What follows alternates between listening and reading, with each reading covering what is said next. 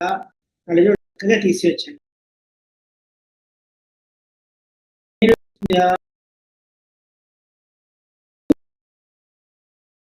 మంచి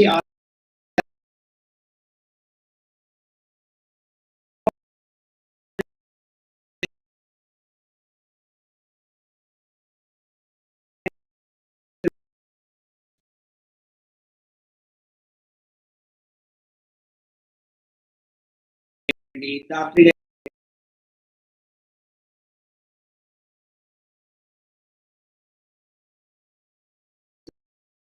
100%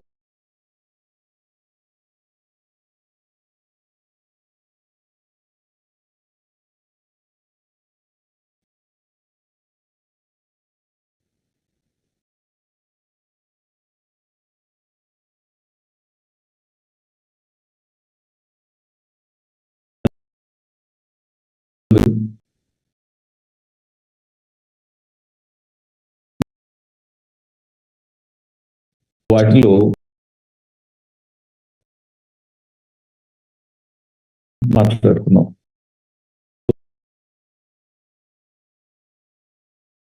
కూడా ఒకటి దృష్టికి తెస్తూ మందులు వాడుతూ తగ్గించుకోవడం కష్టమైతూ నెమ్మదిగా అలవాటు చేసుకుంటూ ఉండే సమస్య అరచేతుల్లో అరికాళ్ళలో చెమటలు పట్టడం.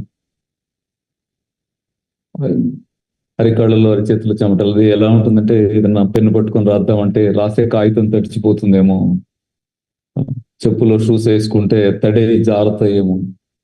ఇలా కొద్ది మంది, చాలా మంది కాదు కానీ ఎక్కడో ఒక చోట కొద్ది మంది ఇబ్బంది పెడుతూ ఉంటారు.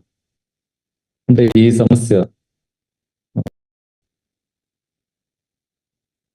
ఒకటి జెనెటిక్ వచ్చేటువంటి ప్రాబ్లం గానే ఎక్కువ మందిలో కనిపిస్తా ఉంది. కొద్ది మందిలో వాళ్ళ శరీరంలో ఎన్విరాన్మెంట్ ఇంబ్యాలెన్స్ అవ్వడం వల్ల వచ్చే సమస్యగా ఉంది. జెనెటిక్ గా వచ్చే సమస్యని మనం దాన్ని పరిష్కరించుకోలేము. లేకుండా చేసుకోవడం అనేది మనకు సాధ్యమయ్యే పని కాదు. పుట్టుకతో వచ్చింది, ఇంకా అలా ఉంటుంది. అయితే ఉపశమనానికి ఏమీ చేసుకోలేము, మరి అంత తీవ్రంగా ఇబ్బంది పెట్టకుండా ఏం చేసుకోలేమో అంటే ప్రయత్నం చేయొచ్చు. ఉదాహరణకి ఆ ప్రాబ్లం ఉన్న వాళ్ళు ఖర్చుకి దగ్గర పెట్టుకుంటూ తుడుచుకుంటూ ఉంటారు చూడు, అలా నేచురల్ మెథడ్స్ ద్వారా ఇంకా ఏదైనా మనం ప్రయత్నం చేసుకోగలిగే అవకాశం ఉందా అనే వైపు మాత్రమే చూడగలం తప్ప, అది బాడీ లక్షణంగా ఉన్నప్పుడు ఇంకా దాన్ని భరించాల్సి ఉంటుంది. జబ్బు కాదు, ఇంకా బాడీ స్వభావం అది. ఉదాహరణకి మనవాళ్ళకి అందరూ భోజనం చేస్తూ ఉంటే తలలోంచి చెమటలు వచ్చేస్తుంటాయి. ఏసీ హాల్లో తీసుకెళ్లి భోజనం పెట్టినా కూడా భోజనం చేస్తూ ఉంటే తలలోంచి అలా కారిపోతూ ఉంటాయి. మా ఫ్రెండ్ ఒక అతను రమేష్ అనండి ఉన్నారు, అతను అంతే. మీరు ఎంత చల్లగా ఉన్న వాతావరణంలో కూర్చోబెట్టి అన్నం పెట్టండి, అన్నం తింటున్నాడంటే కారిపోవాల్సిందే. అంటే అది జబ్బు కాదు, అది లక్షణం, ఆ శరీరం యొక్క లక్షణం. కాబట్టి దాన్ని అర్థం చేసుకుని ఓహో మన శరీరం తత్వం ఇదా అని దానికి తగ్గట్టుగా మీరు ఖర్చీఫ్ అన్నారు అనుకున్నాం కదా, ఖర్చీఫ్ జేబులో పెట్టుకోవాలనుకున్నాం కదా, అలా ఇతర జాగ్రత్తలు ఏమైనా ఉంటే ఏం చేయొచ్చు అనేది పరిశీలిద్దాం. వీటిలో మీరు తీసుకోగలిగే జాగ్రత్త ఏముంటుందంటే, ఒకవేళ ఈ విటమిన్స్, మినరల్స్, ఎంజైమ్స్ లాంటివి లోపించడం వల్ల వచ్చేటువంటి సమస్యగా ఉంటే మన morning juice, evening juice, night fruits, ఈ యోగా థెరపీ, ఈ పద్ధతి అంతా చేసుకుంటూ వస్తూ ఉంటే క్రమంగా కంట్రోల్ అయిపోతుంది. ఓకేనా? అలా కాకుండా అంటే మన ఆహార జాగ్రత్తలు ఇవన్నీ తీసుకున్నా కూడా జెనెటిక్ గా ఉండేది తగ్గటానికి ఛాన్స్ లేదు.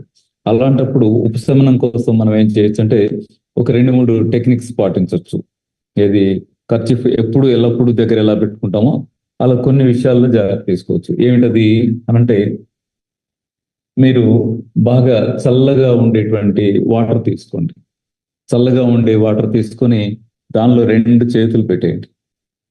అలా సుమారు ఒక పావు గంట 20 నిమిషాల పాటు చల్లటి నీళ్ళలో చేతులు ఉంచండి. అలాగే పాదాలకు కూడా మీకు చెమట పట్టే లక్షణం ఉండుంటే అంత చల్లటి నీళ్లు తీసుకొని పాదాలు కూడా చల్లటి నీళ్ళలో పెట్టేసేయండి. ఓకేనా? అలా పావు గంట నుంచి 20 నిమిషాలు మార్నింగ్, ఈవినింగ్ చల్లటి నీళ్ళలో ఉంచుతూ ఉంటే ఆ ప్రాంతంలో హీట్ జనరేట్ అవ్వడం అనేది కాస్త తగ్గడం ద్వారా కొంత నెమ్మదిగా నెమ్మదిగా నెమ్మదిగా ఒక నెల 15 రోజులు 2 నెలలు అయ్యేసరికి కొంత కంట్రోల్ రావడానికి వెళ్ళింది. ఓకేనా? అంటే అప్పుడంత అగ్రెసివ్ గా ఈ లక్షణం కనిపించకుండా కంట్రోల్ చేసుకోవడానికి మీకు ఒక చిన్న టెక్నిక్ లాగా ఇది ఉపయోగపడుతుంది. అలాగే మరొక పని కూడా మీరు చేయొచ్చు. అదేమిటి అంటే మనకి ఇళ్లలో చిన్న చెక్క ముక్క ఒకటి ఉంటూ ఉంటుంది, గంధం చెక్క. పెద్దగా వాడంగానే ప్రతి ఇంట్లో ఉంటుంది అలా. ఆ గంధం చెక్కని మీరు, గంధం పౌడర్ దొరుకుతుంది, మీరు షాపుల్లోకి వెళ్ళి గంధం పౌడర్ కావాలి అని అడిగితే గంధం పౌడర్ దొరుకుతుంది. ఎందుకంటే ఆ చెక్కను అరగదీసి అదంతా రాసి అంటే ఇది అవుతుందేమో. పౌడర్ తెచ్చుకోండి. పౌడర్ తెచ్చుకొని కాస్త నీళ్లు పోసి గంధం పౌడర్ని మెత్తగా పేస్ట్ లాగా చేసుకొని 2 చేతులకి బాగా అప్లై చేయండి. అప్లై చేసి అలా ఎండిపోయే దాకా అలా ఉంచేసేయండి. ఇది కూడా మీకు ఆ చెమట ఎక్కువగా రావడాన్ని కంట్రోల్ చేయడానికి ఉపయోగపడేటువంటి ఒక టెక్నిక్ మీకు ఉపయోగపడతాయి. అంటే ఇప్పుడు ఈ 3 అంశాలు అలాంటివి. 1, 2, 3 కూడా ఉపశమనానికి ఉపయోగపడే తప్ప అసలు మీకు రాకుండా చేయగలిగే అంశాలు కావు. ఓకేనా? అయితే మరి అసలు ఫలితం ఉంటుంది, ఖచ్చితంగా ఫలితం ఉంటుంది. మీరు పరిగణించదగ్గనే ఇవన్నీ మనం చేసిన తర్వాత ఎలా ఉంటారంటే చాలా తేడా వచ్చింది, పోదు, అది అలా కంటిన్యూ చేస్తూ ఉండాల్సి ఉంటుంది. ఓకేనా?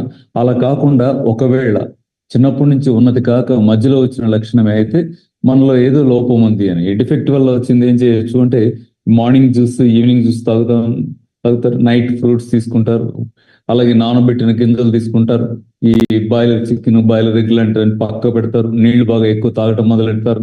దీంతో ఏమవుద్ది అంటే లోపల ఏదైనా ఎన్విరాన్మెంట్ ఇంబ్యాలెన్స్ ఉంటే కంట్రోల్ అయిపోయి మీరు మామూలు అయిపోయే ఛాన్స్ ఉంటుంది. అలా ప్రాబ్లమే అయితే మాత్రం మీరు ఖచ్చితంగా 100% మామూలు అవుతారు, నార్మల్ పొజిషన్ మీరు చేయగలుగుతారు. అలా కాకుండా పుట్టుకతో వచ్చిన సమస్యగా, జీన్స్ తో వచ్చినటువంటి సమస్యగా ఉంటే మాత్రం ఇప్పుడు నేను చెప్పినవి మీకు ఉపశమనానికి పనికొస్తూ ఉంటాయి. ఓకేనా? నెక్స్ట్ ఇది కాకుండా ఇంకా మరొక సమస్యను కూడా మనం పరిశీలించే ప్రయత్నం చేద్దాం. ఇది ఇందాక చిన్నది మాట్లాడాం కానీ ఇది కొంచెం పెద్ద సమస్యగా బాధపడుతూ ఉంటాం చాలా మంది. నిజానికి దీనికంటే ఇందాక మనం మాట్లాడుకున్న చేతులకు చెమటే ప్రాక్టికల్ గా రిస్క్ పెట్టే ఇష్యూ. పుస్తకం చదువుదామంటే తడుస్తుందేమో, రాద్దామంటే తడుస్తుందేమో, అలా ఇబ్బంది పెడుతుంది. దాన్ని సరేలే అనుకుంటాం, కానీ దీన్ని పెద్ద సమస్యలాగా చూస్తాం.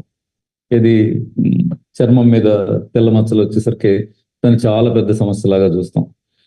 పైగా మన ఇంట్లో ఆడపిల్లలకి ఎవరికైనా ఇలాంటి సమస్య వస్తే అమ్మో ఇంకేమన్నా తెల్ల మచ్చలు వచ్చేసి నేను కంగారు పడిపోతాం.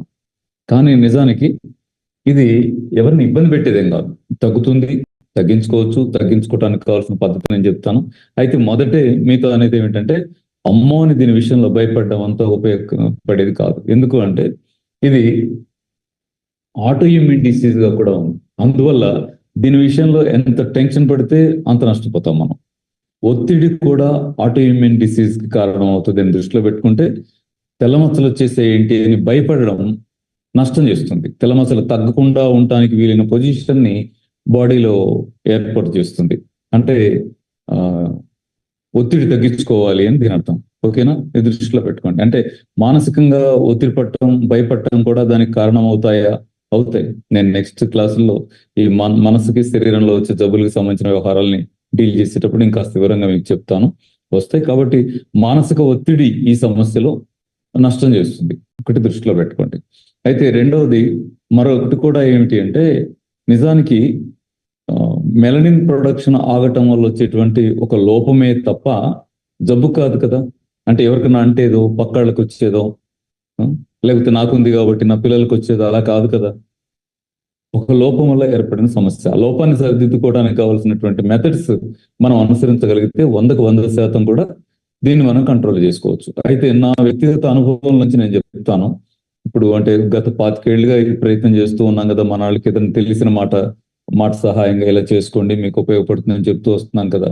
అలా మాట్లాడుతున్న క్రమంలో చాలా మంది వచ్చి వెళ్ళిన వాళ్ళు ఉన్నారు, తగ్గిన వాళ్ళు ఉన్నారు, తగ్గక ఇబ్బంది పడ్డవాళ్ళు. వీళ్ళలోంచి నేను ఒక ఉదాహరణ చెప్తాను. అతి తక్కువ కాలంలో ఈ సమస్య నుంచి బయటపడి సార్ తగ్గిందండి అన్న టైం ఎంత అంటే అతి తక్కువ పీరియడ్ అనుకున్నది కనీసం 3 నెలలు.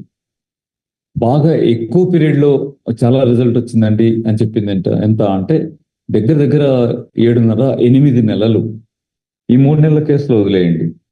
బాగా లాంగ్ పీరియడ్ లో జరిగిన ఒక కేసు, ఆ పేరు చెప్తాను, చిరుమర్రి అనే ఊరు ఉంటుంది పక్కనే, నెలకొండపల్లి పక్కన. అతను బండి మోహన్ రావు గారిని వచ్చారు. ఆయన ఒళ్ళంతా తెల్లగా కంప్లీట్, ఎక్కడో ఒక చోట మాత్రమే మన చర్మం లాంటి చర్మం ఎక్కడో చుక్కలాగా ఉంది తప్ప బాడీ అంతా ఇప్పుడు మన వాళ్ళు ఉంటారే, ఆస్ట్రేలియన్స్, అమెరికన్స్, వైట్స్ ఉంటారు కదా, అలా మారిపోయింది body complete. A to Z face తో సహా ఏ టు జెడ్ మారింది. ఇలాంటి పొజిషన్ వచ్చారు ఆయన. వస్తే నేను ఇలా జాగ్రత్త తీసుకునే ప్రయత్నం చేయండి, సీరియస్ గా చేయండి అంటే ఆయన పట్టుదలగా ఒక యజ్ఞంలాగా చేశాడు. అయినా కూడా ఆ మార్పు 3 నెలలకు 4 నెలలకు సాధ్యం కాల. 7.5-8 నెలలు కష్టపడిన తర్వాత మాత్రమే ఆయన ఇది ఎక్కడో ఒక చోట మన చర్మపు చుక్కల్లాగా ఉందన్నానే, అలా కాకుండా ఎక్కడో ఒక చోట తెల్ల చుక్క ఏదో చిన్నగా అక్కడక్కడ ఏదో కొంచెం తెల్ల చుక్క ఉందిలే అనే పొజిషన్కి రాగలిగాడు. అంటే ఎంత లాంగ్ టైం పట్టిందో చూడండి. కాబట్టి ఈ తెల్ల మచ్చ పోవాలి అనుకున్న వాళ్ళు ఏమైనా ఏం చేయండి అంటే 3 నెలల నుంచి నేను 1 సంవత్సరం అయినా కష్టపడి దీనికోసం జాగ్రత్తగా ఉండి వదిలించుకోవాలి అనే ఒక బలమైన దీర్ఘకాలం ఉండేటువంటి నిర్ణయాన్ని తీసుకోవాలి తప్ప వెంటనే తగ్గితే బాగుని కంగారు పడటానికి ఇక్కడ అవకాశం లేదు. ఒకవేళ మీరేదైనా అలా తగ్గేది మెథడ్ ఏదైనా ఉంది అని చెప్పి తీసుకున్నా ఏమవుతుందంటే తాత్కాలికంగా అది మీకు ఉపయోగపడవచ్చు, మంచిదే. అలాంటిది ఏదంటే వాడుకోండి, కానీ మళ్ళీ రేజ్ కావడానికి ఛాన్స్ ఉంది. కాబట్టి అలాంటివి ఏమైనా ఉపయోగించుకుంటూనే ఈ నేచురల్ మెథడ్స్ మీద ఎక్కువ కాన్సన్ట్రేట్ చేయడం, సహజ జీవన విధానంలోకి రావడం అనేది మీకు చాలా అవసరమైంది, ముఖ్యమైనది అని దృష్టిలో పెట్టుకోండి. ఓకేనా? ఫస్ట్ ఏం చెప్తున్నాను దీనిలో అంటే, ఒకటి తెల్లమచ్చ వస్తేనే భయపడటం చేయొద్దు అని. ఎందుకు భయపడొద్దు అంటే అది జబ్బు కాదు, చిన్న లోపం మాత్రమే. అదే సందర్భంలో ఇంకోటి కూడా చూడండి, తెల్లగా వైట్ ఉన్న వాళ్ళు చాలా మంది ఉన్నారు ప్రపంచంలో. వాళ్ళు ఎవరు ఏమి ఇబ్బంది పడుతున్న ఎవరు లేరు. మన దగ్గర వచ్చేసరికి మనకు అబ్నార్మల్ కదా, దాంతో మనం కంగారు పడుతున్నాం అంతే దృష్టిలో పెట్టుకోండి. దీన్ని తగ్గించుకోవడానికి ఏం చేసుకోవచ్చు అని గమనిస్తే ముందు ఈ సమస్యను అర్థం చేసుకోవడానికి ఒక ప్రయత్నం చేద్దాం. ఇది ఆటో ఇమ్యూన్ డిసీజ్ గా ఉంది అంటే మీకు పాత విషయాలు గుర్తొచ్చుంటాయి, అంతకుముందు మాట్లాడుకున్న అంశాలు గుర్తొచ్చుంటాయి. మన శరీరంలో ఉన్నటువంటి వివిధ రకాల వైట్ సెల్స్ ఉన్నాయి కదా, ఈ వైట్ సెల్స్ ఏదైనా కారణం రీత్యా ఒత్తిడి వల్ల కానీ, మానసిక ఒత్తిడి వల్ల కానీ, బాడీలో ఏదైనా లోపించినందువల్ల కానీ, ఏదైనా మెడికేషన్ తీసుకున్నప్పుడు సప్రెస్ అవడం వల్ల కానీ, సప్రెసివ్ వైట్ సెల్స్ సప్రెస్ అవుతుంది అనుకున్నాం కదా, అలాంటి సందర్భంలో కానీ, ఇలా టాక్సిక్ మెటీరియల్ ఏదైనా వాటిని ఇరిటేట్ చేయగలిగేటువంటి స్థాయిలో బాడీలోకి ఎంటర్ అయినప్పుడు కానీ, ఇలాంటి ప్రత్యేక సందర్భాల్లో ఇదేం చేయొచ్చు అంటే మెలనోసైట్స్ మీద దాడి చేయొచ్చు. మెలనోసైట్ అంటే చర్మంలో నలుపు రంగుని పెంచేటువంటి పిగ్మెంట్, దాని మీద దాడి చేయొచ్చు. దాని చేసినప్పుడు మెలనిన్ అనేటువంటి పిగ్మెంట్ రాదు. ఇంకా మెలనిన్ ప్రొడక్షన్ ఆగిపోతుంది. ఈ ప్రొడక్షన్ ఆగిపోయి నెమ్మదిగా తగ్గిపోయే పొజిషన్ వస్తుంది. వస్తే వైట్ అయిపోతుంది. ఇది రీజన్ గా ఉంది. దీనికి పరిష్కారంగా ఏం చేయాలంటే మీరు గోధుమ గడ్డికి ఫస్ట్ ఇంపార్టెన్స్ ఇవ్వండి. మార్నింగ్ గోధుమ గడ్డి జ్యూస్, ఈవినింగ్ గోధుమ గడ్డి జ్యూస్ పెట్టుకోండి. అయితే గోధుమ గడ్డి మాత్రమే పరిష్కారం చేయదు, కానీ చాలా ముఖ్యమైనదిగా మంచి పాత్ర పోషిస్తుంది ఈ సమస్య. మీరు నెల 15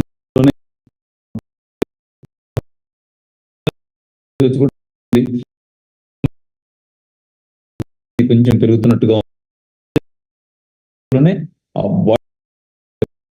పెరుగుతుంది అనేది మీకు అర్థమైపోయింది. ఓకేనా? అలా 2 పూటలా తీసుకునే ప్రయత్నం చేయండి. పుష్కలంగా యాంటీ ఆక్సిడెంట్స్ ఉంటాయి కాబట్టి ఇది మంచి మీకు పనికొస్తుంది. డైట్ ను ఫాస్టింగ్, సిద్ధార్థ ఇంటర్మీడియట్ చేసినట్టున్నాం గ్రూపులో చూడండి. మధ్య తినడం అనేది 3 అంటే తీసుకొని డిన్నర్ ఏమో ఎర్లీ డిన్నర్ చేస్తూ అది కూడా ఓన్లీ ఫ్రూట్స్ డిన్నర్ గా మార్చుకొని మధ్యాహ్నం అంతా జ్యూసెస్ లో ఉండండి. ఆ జ్యూసెస్ కూడా ఏం కావాలి? 3 జ్యూస్లు ఉండాలి. ఒకటి మీకు మిక్స్డ్ వెజిటబుల్ జ్యూస్ కానీ లేదా క్యారెట్ జ్యూస్ కానీ తీసుకోండి. 2 గోధుమ గడ్డి జ్యూస్ తీసుకోండి. 3 పుదీనా కొత్తిమీర తులసాకు జ్యూస్ తీసుకోండి. అలా మధ్యాహ్నం complete green juices, carrot juice అనే దాని మీద మీరు శ్రద్ధ పెట్టి నైట్ ఓన్లీ ఫ్రూట్స్ తీసుకోండి. అంటే ఒక్క పూట మాత్రమే ఉడికిన ఆహారం తీసుకుంటున్నాం. మిగతా టైం అంతా బాడీ రిపేరింగ్ కి కావాల్సినటువంటి ఆహార పదార్థాలని మంచి మెటీరియల్స్ అన్నిటిని అందించడానికి ట్రై చేస్తున్నాం. ఇది మీకు పుష్కలంగా యాంటీ ఆక్సిడెంట్స్ అందించడానికి ఏమో గ్రీన్ జ్యూసెస్ ఉపయోగపడతాయి. దానికి పిగ్మెంట్ పెరగడానికి వీలు, బ్లాక్ పెరగడానికి వీలుగా ఏ విటమిన్ అవసరం అనుకుంటాం, ఆ ఏ విటమిన్ అందడానికి వీలుగా క్యారెట్ జ్యూస్ మీకు బాగా ఉపయోగపడుతుంది. ఎందుకు? మెలనిన్ ప్రొడక్షన్ పెరగడానికి వీలుగా. ఓకే, ఈ ప్రయత్నం చేయండి. ఇది కాకుండా మీరు ఇంకొకటి కూడా చేయాలి. ఏమిటి? కాస్త ఎండలో కూర్చునే ప్రయత్నం చేయండి. అంటే ఇది చాలా సింపుల్ టెక్నిక్ కదా. ఎండలోకి వెళ్ళాము, ముఖం అంతా నల్లగా అయిపోయింది మాట్లాడుకుంటాం కదా. ఎండ వేడి పడటం కూడా మెలనోసైట్స్ యాక్టివేట్ అయ్యి మెలనిన్ ప్రొడక్షన్ పెంచడానికి ఉపయోగపడుతుంది. అది లేత ఎండలో మార్నింగ్ ఈవినింగ్ ఎండలో ఉండేటువంటి ప్రయత్నం కూడా చేయండి. అలాగే ఎండలో కూర్చునే సందర్భంలో మీరేం చేయాలంటే బాడీకి లైట్ గా ఆయిల్ అప్లై చేసుకోండి. ఏ ఆయిల్? నువ్వుల నూనె అప్లై చేయండి. నువ్వుల నూనె అప్లై చేయండి, లేదా బాదం ఆయిల్ అప్లై చేయండి. నువ్వుల నూనె కానీ బాదం ఆయిల్ కానీ అప్లై చేసి మీరు ఎండలో కూర్చోండి. మంచిగా నీట్గా బాగా అప్లై చేసుకుని ఎండలో ప్రశాంతంగా ఎండలో స్లాబ్ మీద వెళ్ళి కూర్చోండి. కాసేపు చైర్ వేసుకుని కూర్చోండి, దిగి వచ్చేయండి. ఈవినింగ్ మార్నింగ్ మధ్యాహ్నం మధ్యాహ్నం ఎండ కాకుండా లేత ఎండలో కూర్చున్నటువంటి ప్రయత్నం చేస్తే ఇది మీకు ఉపయోగపడుతుంది. అలాగే మరొకటి కూడా ఈ అంశంలో యూజ్ అవుతుంది ఏంటంటే అల్లం పేస్ట్ అండి. అల్లం పేస్ట్, అల్లాన్ని మెత్తగా గోంగూర పచ్చడిలాగా పేస్ట్ చేసేయండి. పేస్ట్ చేసేసి దీన్ని ఏం చేయాలంటే ఎక్కడెక్కడ వైట్ ప్యాచెస్ ఉన్నాయో వాటి మీద అప్లై చేయండి. అప్లై చేసేసి ఇది మంచిది కదా అని బాగా పెట్టేసి అట్లాగే అర్ధగంట ఒక గంట అట్లా వదిలేయకండి. అట్లా కుదరదు. మీరు ఏం చేయాలి? ఓన్లీ 15 minutes అల్లం పేస్ట్ తయారు చేసుకొని ఆ వైట్ ప్యాచెస్ మీద అప్లై చేసుకొని ఓన్లీ 15 minutes ఉంచండి. 15 minutes తర్వాత శుభ్రంగా కడిగేసేయండి. ఓకేనా? కడిగేసి దీనివల్ల కూడా ఏమవుతుందంటే చర్మపు కణాలలో ఇరిటేషన్ ఫామ్ అవుతుంది అనుకున్నామే. వైట్ సెల్ డ్యామేజ్ చేయడం వల్ల కానీ, టాక్సిక్ మెటీరియల్స్ వల్ల కానీ, స్ట్రెస్ వల్ల వచ్చేటువంటి దీని వల్ల కానీ ఇరిటేషన్ ఎక్కడైతే ఫామ్ అవుతుందో ఇరిటేషన్ కి వెంటనే రెస్పాండ్ అవుతుంది ఇమ్యూనిటీ రెస్పాండ్ అవడం అంటే వైట్ సెల్స్ రెస్పాండ్ అవడం. వైట్ సెల్ ఎక్కువ కాన్సన్ట్రేట్ అవ్వడం అంటే అక్కడ ఇన్ఫ్లమేషన్ ఫామ్ అవడం, వాపు వచ్చేసేయడం, ఇట్లా జరుగుతుంది. ఆ ఇన్ఫ్లమేషన్ ని తగ్గించేటువంటి ఏజెంట్ గా మీకు జింజర్ పేస్ట్ పనికొస్తుంది. ఓకేనా? ఎందుకు ఎక్కువసేపు ఉంచొద్దు అంటున్నాను అంటే అసలే సెన్సిటివ్ గా ఉండేటువంటి ప్లేస్ లో జింజర్ ని మీరు అర్ధగంట గంట అట్లా ఉంచేయడం అంత ఉపయోగపడేది కాదు. మీరు ఒక 15 minutes ఉంచాలి. 15 minutes తర్వాత శుభ్రంగా కడిగేయాలని దృష్టిలో పెట్టుకోండి. ఓకేనా? అలాగే మరొకటి గమనిద్దాం. ఇది చాలా మందిలో ఇళ్లలో ఉంటుంది. డాక్టర్ దగ్గరికి వెళ్ళరు కూడా. చాలా సందర్భాల్లో అసలు డాక్టర్ దగ్గరికి వెళ్ళరు. ఏమిటి వెళ్ళరు. గురకొస్తుంది అని డాక్టర్ దగ్గరికి వెళ్ళిన వాళ్ళు ఇంట్లో వాళ్ళ ఫోర్స్ వల్ల వెళ్ళిన వాళ్ళే కనపడుతూ ఉంటారు. ఎందుకు అట్లా అంటే గురకు వస్తున్న అతనికి వచ్చే ఇబ్బంది ఏం లేదు కదా, పక్కళ్ళు రిస్క్ అయిపోతా ఉంటారు. ఉదాహరణ, నేను నిద్రపోతాను, సౌండ్ వస్తూ ఉంటుంది, నాకేం తెలుస్తుంది?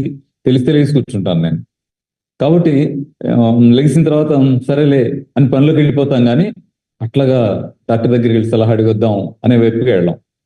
అలా ఇంట్లో చాలా మంది బాధపడతారు. మరి కొంతమందికి పెద్దగా చాలా సౌండ్ వస్తుందండి, తట్టుకోలేని పెద్ద సౌండ్ వస్తుంది. అలాంటప్పుడు చాలా ఇబ్బంది ఇదంతా ఉంటుంది. అంటే పక్కాళ్ళు ఇబ్బంది వదిలిపెట్టండి. అలా రావడం మనకు మంచిది కాదు కదా. గురక రావడం వల్ల ఇంట్లో వాళ్ళు బాధపడుతున్నారని హాస్పిటల్కి వెళ్ళడం కాదు. గురక రావడం అనేది మనకేదో ఇబ్బంది రావడం వల్లే గురక వస్తుంది కదా. కాబట్టి ఆ గురక కూడా మంచిదేం కాదు. గురకను కూడా వదిలించుకోవాల్సిందే, ఖచ్చితంగా వదిలించుకోవాలి. అది వదిలించుకోవడానికి మీరు సిద్ధపడితే మీకు మేలవుతుంది, ముందు ఇంట్లో వాళ్ళు కూడా సంతోషపడతారు. అమ్మయ్య అని నాన్న నిద్రపోతున్నాడంటే పిల్లలు భయపడేట్టు ఉండకూడదు కదా. అలాంటి జాగ్రత్త ఉపయోగపడుతుంది, దృష్టిలో పెట్టుకోండి. ఏం చేయాలి దీనికి అంటే అసలు ఎందుకు వస్తుంది అనే ప్రశ్న వేసుకున్నాం. గురక అనేటువంటి ప్రాబ్లం మనకి ఎందుకు వస్తుంది అని చూద్దాం. దీనికి మీకు ఒక కాజ్ ఏమిటి అంటే, మీరు ఇక్కడ ఈ ఫోటోను గమనించండి. మామూలుగా నోటిలోంచి ముక్కులోంచి వచ్చేటువంటి రంధ్రం ఒక చోట రెండుగా కలిసిపోయి ఎయిర్ ఫ్లో అవుతుంది. తిన్నప్పుడు ఆగిపోవడం, నీళ్లు తాగినప్పుడు అది ఆగిపోవడం, మళ్ళీ ఓపెన్ కావడం ఒక భాగం. కానీ నిద్రపోయినప్పుడు ఏమవుతుందంటే నోట్లోంచి కానీ ముక్కులోంచి కానీ గాలి లోపలికి వెళ్ళడానికి వీలైనటువంటి పొజిషనే ఉంటుంది. అయితే ముక్కులోంచి గాలి పీల్చుకున్నప్పుడేమో సౌండ్ ఏం రాదు, మామూలుగా ఉంటుంది. నోటితో గాలి పీల్చాల్సిన పొజిషన్ వచ్చినప్పుడేమో గురకొచ్చేస్తుంటుంది. అసలు నోటితో గాలి పీల్చాల్సిన పొజిషన్ ఎందుకు వస్తుంది? ఇది 2 కారణాల వల్ల వస్తుంది. ఒకటి నాలిక కండరం వీక్ అయిపోయి ఉంటే, ఇలా నిద్రపోయి ఇలా పడుకున్నప్పుడు ఏమవుతుందంటే ఆ జారి ఆ రంధ్రానికి అడ్డం వచ్చేస్తుంది. ఉదాహరణకి ఈ ఫోటోలో గమనించవచ్చు మీరు. ఈ నాలిక కండరం దారి వెనక్కి వచ్చేసి ఏమవుతుందంటే ఈ దారిని మూసేస్తుంది. దారిని మూసేసినప్పుడు ఈ ముక్కులోంచి వచ్చేటువంటి గాలికి దారి కంప్లీట్ క్లోజ్ అయిపోయింది. నోట్లో దానికి మాత్రం కొంచెం దారి మిగిలిండేసరికి ఈ గాలి పీల్చినప్పుడు ఇది తగులుతూ ఏమవుతుంది, అక్కడ లాలజలం ఫామ్ అవుతుంది, నాలుక అడ్డం ఉంటుంది, ఇలా సౌండ్ వచ్చేస్తుంటుంది. ఇది ఒక కారణంగా ఉంది. ఓకేనా? ఇది కాక మరొకటి చాలా ముఖ్యమైన కారణం మరొకటి ఏమిటంటే, మన వాళ్ళు కొంచెం వెయిట్ ఎక్కువ ఉండడం. వెయిట్ అంటే ప్రధానంగా ఈ పొట్ట ఎక్కువ ఉండడం, దీనివల్ల కూడా గురకొచ్చేటువంటి ఛాన్స్ ఉంది. అంటే ఇది ఒక ముఖ్యమైన కారణం అని ఎందుకు అంటున్నానంటే, చాలా మంది గురకబెట్టే వాళ్ళని మీరు గమనించండి, వెయిట్ ఎక్కువ ఉండడమో, వెయిట్ మామూలుగా ఉన్న పొట్ట ఎక్కువ ఉండడమో కారణంగా ఉంటుంది. ఈ పొట్ట ఎక్కువ ఉన్నప్పుడు ఏం జరుగుతుంది అనంటే, ఇప్పుడు పొట్ట ఎక్కువ ఉండడం వల్ల ఇట్లా పడుకున్నప్పుడు ఏమవుతుందంటే ఈ పొట్ట వెయిట్ అంతా ఊపిరితిత్తుల మీద పడుతుంది. ఊపిరితిత్తులు ఇట్లా ముందుకు నెట్టినట్టు అయ్యేసరికి ఏమవుతుంది, ఈ కండరాలన్నీ బిగుసుకున్నట్టు అయితే గొంతు దగ్గర ఇవన్నీ బిగబట్టినట్టు అయిపోయేసరికి ఆ ప్లేస్ తగ్గి సౌండ్ వచ్చేస్తుంది. శ్వాస వెళ్ళేటువంటి ప్లేస్ తగ్గిపోయింది దగ్గరకు అనుకోండి, ఇబ్బంది అంటే మళ్ళీ గురకొచ్చి. ఇది కాకుండా వాళ్ళకు వస్తుంది ఏంటి అనే కూడా కొందరులో ఉన్నారు. గమనిస్తే అర్థమైంది ఏంటంటే, వాళ్ళలో జీవన విధానంలో ఒక చిన్న లోపం జరుగుతాం. ఏంటది? నైట్ పొద్దుపోయి తింటున్నారు. అంటే సుమారు 9:30కో 10కో అలా తినేస్తున్నారు. అలసిపోయి పనిచేసి వచ్చే అలా తింటాం అంటే వాళ్ళ అలవాటు అని చెప్పడం కాదు. ఎక్కడో పని పాపం వాళ్ళ కష్టాలు వాళ్ళకు ఉంటాయి, వాళ్ళ వర్క్ ఒత్తిడి వాళ్ళకు ఉంటుంది, లేదా వాళ్ళ వర్క్ పద్ధతి ఒక్కొక్క చోట ఒక్కొక్క రకంగా ఉంటుంది కదా సిస్టమ్. ఆ సిస్టంలో ఏదో ఇబ్బంది ఉండొచ్చు. ఏదైనా సరే నైట్ ఈ 9:30, 10 తినేసి పడుకుంటున్నారు. అలాంటప్పుడు ఏమవుతుందంటే, అంత పొద్దుపోయి తిన్న తర్వాత మనకు 1-2 గంటలు అటు ఇటు తిరగడానికి ఏ ఛాన్సులు మనకు ఉండవు. అప్పుడు 1-2 గంటలు తిరిగితే అర్ధరాత్రి అయిపోతుంది. అలా పైగా పొద్దుగూకులు పనిచేస్తుంటాం కాబట్టి అలసిపోయి ఉంటాం, వెంటనే నిద్ర వచ్చేస్తుంది. అంటే పొట్ట నిండా అన్నం ఉండడం, అప్పటికి 9:30, 10 అయిపోయి ఉంటాం. ఈ 2 కారణాలు ఏం చేస్తాయి? అలసట వల్ల నిద్ర వస్తుంది ఒకటి. 2, పొట్ట నిండా ఆహారం ఉండేసరికి బ్లడ్ ఎక్కువ పొట్ట మీద కాన్సన్ట్రేట్ అయ్యేసరికి డిమ్ అయిపోయి కూడా నిద్ర వస్తుంది. పడుకుంటారంటనే. పడుకోగానే అప్పుడే తిన్నారు కాబట్టి జీర్ణకోశం నిండా ఉన్న బరువు ఆ ఊపిరితిత్తుల మీద పడుతుంది. ఊపిరితిత్తులు జీర్ణకోశం కలిపి నొక్కేస్తాయి. నొక్కేగానే ఈ గొంతు కండరాలన్నీ బిగుసుకున్నట్టు అయిపోయి వెంటనే నోరు ఓపెన్ అయిపోయి నోట్లోంచి శ్వాస తీసుకోవడం స్టార్ట్ అవుతాం. ఎప్పుడైతే నోరు మూసుకొని ఉంటుందో అప్పుడు ముక్కు నుంచి శ్వాస తీసుకుంటాం. ఎప్పుడైతే నోరు తెరుస్తామో అప్పుడు ముక్కుతో శ్వాస తీసుకోవడం ఆపేస్తాం. మీరు శ్వాస తీసుకుంటూ ఇలా నోరు తెరిచి ఉంచి ఆటోమేటిక్గా నోటితో శ్వాస తీసుకోవడం స్టార్ట్ చేస్తాం. అలా గురకొచ్చేటువంటి ఛాన్స్ ఉంది. అంటే దీంట్లో 3 కారణాలు. ఒకటి, నాలుక కండరాల్లో ఏదైనా ఇబ్బంది వచ్చి ఇదైనా గురకొచ్చే ఛాన్స్ ఉంది. 2, ఓవర్ వెయిట్ ఉండి పొట్ట కొవ్వు పట్టిపోయి పొట్ట ఉండి గ్యాస్ ట్రబుల్స్ ఉండి మోషన్ ఫ్రీగా లేక పొట్ట బాగా ఉబ్బెత్తుగా ఉండే పొజిషన్ ఉంటే కూడా ఆ వెయిట్ వల్ల వచ్చే ఛాన్స్ ఉంది. సన్నగా ఉండి కూడా నైట్ పొద్దుపోయి ఆహారం తింటూ ఉంటే అలాంటి సందర్భాల్లో కూడా వచ్చే ఛాన్స్ ఉంది. అయితే ఇక్కడ ఇంకో చిన్న మాట చెప్పిన, రాత్రిపూట చాలా సాధారణంగా తేలికపాటి ఆహారాలు తీసుకోవాలని మాట్లాడుకుంటాం. కానీ ప్రాక్టీస్ లో చాలా సార్లు మన జీవన శైలి ఎలా ఉంటుందంటే, నైట్ కొంచెం అరగని ఆహారాలు ఎక్కువ తీసుకోవడానికి కొద్దిమంది కండిషన్స్ ఉంటాయి. అలాంటి వాళ్ళు గుర్తుపెట్టుకోవాలి, గురకొస్తుందంటే నైట్ హార్డ్ ఫుడ్ తినద్దు. ఎందుకంటే త్వరగా అరగదు, అలా నిలవండిపోయి వెయిట్ పడుతూనే ఉంటుంది, లేనిపోని ఇబ్బంది. కాబట్టి దీన్ని సరి చేసుకోవాలి. దీనికి జాగ్రత్తలు ఏం తీసుకుందాం? 1, పొద్దుపోయి అన్నం తినద్దు. అన్నం తినాల్సిన టైం ఎప్పుడు అంటే 6 గంటల నుంచి 7 మధ్య తినటం అయిపోవాల్సిందే. పోనీ మీకు ఎంత కుదిరితే అంత పెందలాడు పెట్టేసుకోండి. అది కూడా నైట్ ఓన్లీ ఫ్రూట్స్. ఇంకా వెయిట్ ఎక్కడిది?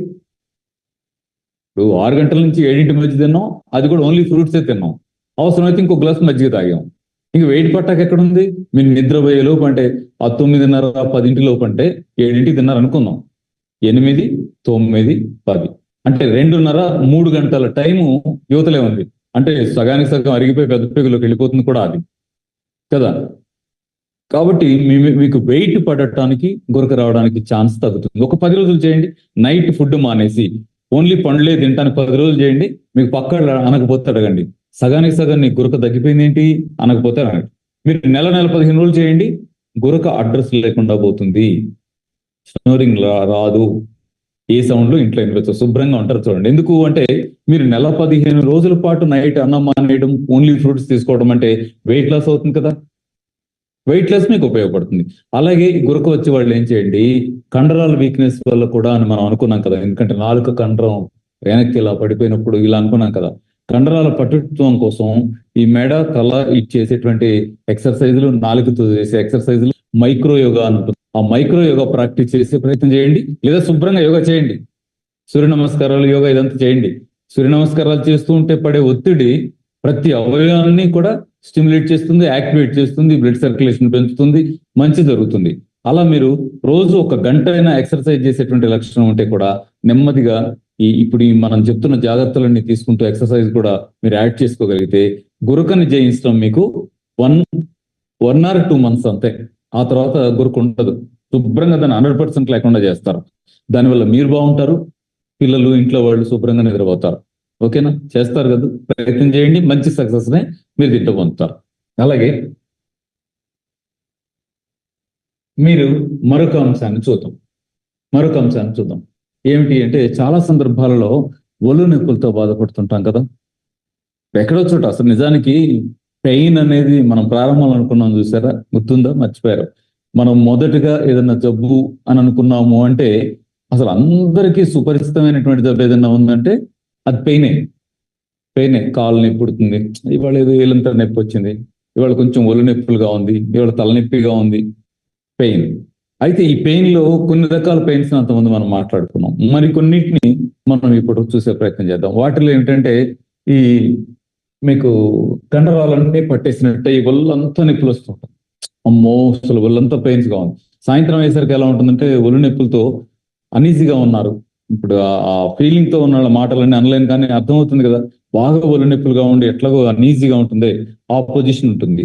ఇలాంటి సందర్భాల్లో మనం ఏం చేయాలన్నప్పుడు ఇక్కడే సమస్య. అసలు ఒళ్ళు నొప్పులు ఎందుకు వస్తున్నాయి, మనకి ఒళ్ళు నొప్పులు ఎందుకు వస్తున్నాయి, బాడీ అంతా ఎందుకు పెయిన్స్, సాయంత్రం సరికి పెయిన్స్ ఏంటి? కొంతమంది నిద్రలేసి కూడా అమ్మో లేవగానే చాలా పెయిన్స్ అంటారు. ఏదో ఒక కండరం నొప్పి వస్తూనే ఉంటుంది. ఎందుకు వస్తుంది, దీనికి రీజన్ ఏమిటి అనేది మనం చూడాలి. దీనికి 2-3 రకాల రీజన్స్ కనపడుతున్నాయి. దాంట్లో ముఖ్యమైన 2 మీ దృష్టి తీసుకొస్తాను. ఒకటి, ఎప్పుడైతే శరీరంలో ఎంత వాటర్ స్టోర్ ఉండాలో అంత ఉండకుండా ఆ వాటర్ స్టోర్ తగ్గినప్పుడు ఈ పెయిన్స్ రావడానికి ఛాన్స్ ఉంది. అంటే దీని అర్థం ఏమిటి అంటే మనం సరిపోయినన్ని మంచినీళ్ళు దాకా కాస్త తక్కువ తాగుతున్న పొజిషన్ ఏదైనా ఉంటే దానివల్ల కూడా ఈ నొప్పులు వచ్చే ఛాన్స్ ఉంది అని. అంటే నీళ్లు లేకనా? ఆ నీళ్లు లేకే. అయితే నీళ్లు లేకపోతే ఎందుకు నొప్పి వస్తున్నాయి, దానికి కూడా రీజన్ ఉంది. ఏమిటి? ప్రధానంగా మీరు మళ్ళీ గమనించండి. ఇక్కడ ఈ బొమ్మను చూస్తే మీకు కొంత అర్థం అవుతుంది అనుకుంటాను నేను. ఈ బొమ్మలో మన జీవకణాల మధ్యలో గ్యాప్, ఆ గ్యాప్ ని ఫిల్ చేసినటువంటి ఎక్స్ట్రా సెల్యులర్ ఫ్లూయిడ్ ఉన్నాయి. ఓకేనా? ఇప్పుడు ఇక్కడ తీసుకోండి. ఇప్పుడు ఈ లోపల ఉన్నటువంటి ఇంట్రాసెల్యులర్ ఫ్లూయిడ్ తగ్గినా వాటర్ తగ్గింది అంటాం, లేదు ఈ ఎక్స్ట్రా సెల్యులర్ ఫ్లూయిడ్ తగ్గిన వాటర్ తగ్గింది అంటాం. కానీ నిజానికి ఇవి ఓన్లీ వాటర్ కావు. మనం గ్లాసులోంచి, మనం బిందెలోంచి, మన కుండలోంచి తీసుకొని తాగిన నీళ్ళేయో ఆ నీళ్లే కాదు, ఇంటర్నల్ ఫ్లూయిడ్ అన్నా ఎక్స్టర్నల్ ఫ్లూయిడ్ అన్నా. ఇదేమిటి అంటే అనేక రకాల విటమిన్స్ ని, మినరల్స్ ని, ఎంజైమ్స్ ని, రకరకాల పోషక పదార్థాలన్నింటినీ కలుపుకొని ఉన్నటువంటి వాటర్. ఆ వాటర్ తగ్గడం అంటే ఏంటి? ఆటోమేటిక్ గా అక్కడ అందాల్సిన ఎలక్ట్రోలైట్స్ అందకుండా డెఫిషియన్సీ ఏర్పడింది అని అర్థం. అంటే వివిధ రకాల రసాయనిక పదార్థాలు ఏవైతే వాటికి అందాలో, కెమికల్స్ ఏవైతే అందాలో అవి అందకుండా ఉండే లోపం ఏర్పడింది అని అర్థం. దాంతో పెయిన్ స్టార్ట్ అవుతుంది. ఇప్పుడు మనం ఇందాక అనుకున్నాం, మళ్ళీ ఒకసారి మాట్లాడుకుందాం. వాటర్ తగ్గితే పెయిన్స్ వస్తాయి. వాటర్ తగ్గితే ఎందుకు పెయిన్స్ వస్తాయి? బాడీలో ఉండాల్సినంత ఫ్లూయిడ్ ఉండాల్సిందే. నిజానికి ఎన్విరాన్మెంట్, ఇంటర్నల్ ఎన్విరాన్మెంట్ అని మాట్లాడితే మనకి సెల్స్ కి మధ్యలో ఉండేటువంటి ఎక్స్టర్నల్ ఫ్లూయిడ్ ఉందా, ఆ ఫ్లూయిడ్ ఏ పద్ధతిలో ఉండాలో ఆ పద్ధతిలో ఉండడమే బ్యాలెన్స్. చేసినా కూడా అది ఇంటర్నల్ ఎన్విరాన్మెంటల్ ఇంబ్యాలెన్స్ అని మనం మాట్లాడుకోవచ్చు. ప్రధానంగా దాంట్లో వాటర్ తగ్గితే జరిగేది ఏంటి అంటే ఎలక్ట్రోలైట్స్ అన్ని కూడా వెళ్ళిపోవడమే. ఎలక్ట్రోలైట్స్ ఎప్పుడైతే లోపిస్తాయో అప్పుడేంటి కండరాల నొప్పులు స్టార్ట్ అవుతాయి. ఈ దృష్టిలో పెట్టుకోండి. దీన్ని సరిచేయటానికి ఏం చేయాల్సి ఉంటుంది? ఫస్ట్ ఈ మాటల్లోనే తెలిసిపోతా ఉంది. ఓహో, పుష్కలంగా వాటర్ తాగాలి, ఒళ్ళు నొప్పులు వస్తున్నాయంటే ఎక్కడో మనం బాగానే తాగుతున్నాం కదా అనిపిస్తూ కూడా ఇంకెక్కడో నీళ్లు తగ్గుతున్నాయి. ఇంకొక హాఫ్ లీటరో నీళ్లు పెంచాల్సిందే అనే డెసిషన్కి ఒకటి రావాలి. ఓకేనా? అది కాక మిగతా రీజన్స్ కూడా ఉంటాయి, వాటిని కూడా మీ దృష్టి తెచ్చే ప్రయత్నం చేస్తాను. అదొకటి దృష్టిలో పెట్టుకోండి. ఇక్కడ మీకు అంటే బాడీలో డిహైడ్రేషన్ ఏర్పడితే ఒళ్ళు నొప్పులు వస్తాయి అని దీని అర్థం. అంటే వాటర్ వాల్యూమ్, ఫ్లూయిడ్ వాల్యూమ్ ఎప్పుడైతే తగ్గుతుందో అప్పుడు ఎలక్ట్రోలైట్ ఇంబ్యాలెన్స్ వస్తుంది, ఆటోమేటిక్ గా కండరాలు నొప్పులు వచ్చేస్తాయి అని అర్థం. ఓకేనా? చూద్దాం మళ్ళీ. ఇంకా మీరు దీన్ని కూడా గమనించే ప్రయత్నం చేయండి. నేను మీతో ఎలక్ట్రోలైట్స్ తగ్గుతాయి అన్నాను. ఎలక్ట్రోలైట్స్ అంటే ఏమిటి?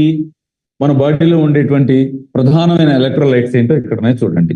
అంటే మన శరీరంలో ఉండేటువంటి పొటాషియం కానీ, సోడియం కానీ, మెగ్నీషియం కానీ, ఇలా మనకు అవసరమైన కాల్షియం కానీ, మనకు అవసరమైనటువంటి చాలా చాలా తక్కువ స్థాయిలోనే అవసరం కానీ చాలా ముఖ్యమైనవి అని మాట్లాడతామే, అలాంటి వాటిని మనం వీటన్నిటిని కూడా ఎలక్ట్రోలైట్స్ అంటాం. బాడీకి అవసరమైనటువంటి ఎలక్ట్రోలైట్స్. మీరు చాలా సందర్భాల్లో వింటారు, పొటాషియం తగ్గిందట దాంతో ఇబ్బంది పడ్డాడు అని, సోడియం డౌన్ అయిపోయిందట అందుకే రిస్క్ అయిపోయారు.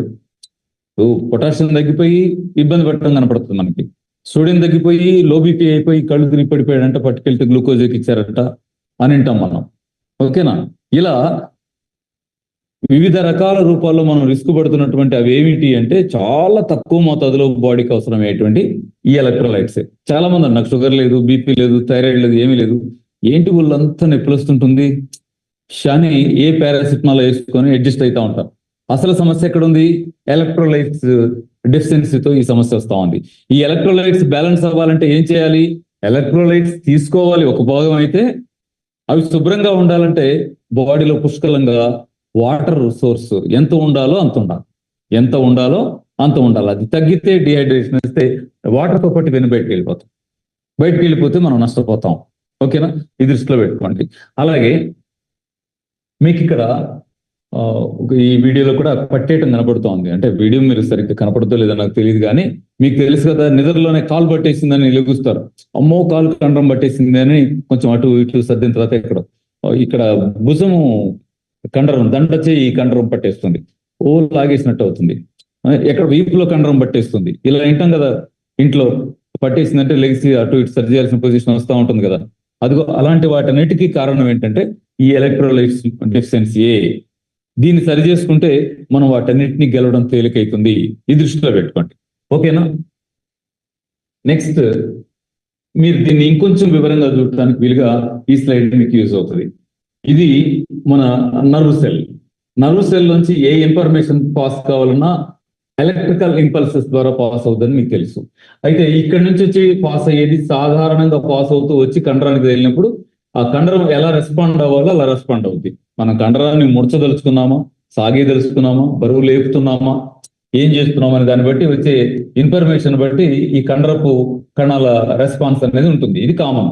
అలా కాకుండా ఏదైనా ప్రత్యేక సందర్భంలో వాటర్ తగ్గి లేదా బాడీలో ఉన్నటువంటి సోడియం అంతా కూడా లోపల ఉన్న ఫ్లూయిడ్ లో ఉన్నటువంటి సోడియం అంతా బయటకు వెళ్ళిపోయే పొజిషన్ ఏదైనా ఏర్పడితే అప్పుడు ఏమవుతుందంటే ఎలక్ట్రోలైట్ డెఫిషియన్సీ ఏర్పడినప్పుడు ఈ రిస్క్ వస్తుంది. అలా కాకుండా ఏం జరగాలి?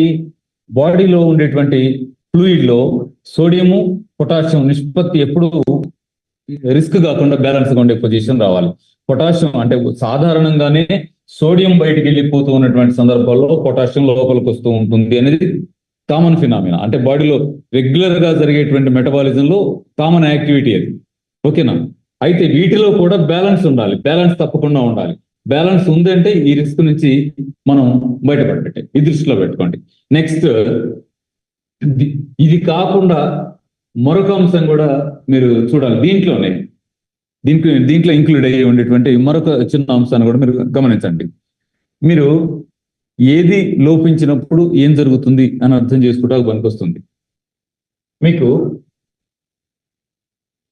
పొటాషియం ఇంబ్యాలెన్స్ అనేది రెండు రకాల రిస్క్ తేటానికి ఛాన్స్. ఒకటి, బ్లడ్ లో పొటాషియం లోపిస్తే ఏం జరగవచ్చు? మోషన్ ఇర్రెగ్యులర్ అవ్వచ్చు. మనం పొటాషియం లోపిస్తే కండరాలు పట్టేస్తాయి అనుకున్నాం కదా, అదే సందర్భంలో పొటాషియం లోపిస్తే ఏం జరగవచ్చు? మోషన్ ఇర్రెగ్యులర్ అవ్వచ్చు ఒకటి. అట్లాగే పొటాషియం పెరిగింది అనుకోండి, బ్లడ్ లో హై లెవెల్లో పొటాషియం ఉందనుకోండి, అప్పుడు ఏం జరగవచ్చు? విరోచనాలు అవ్వచ్చు.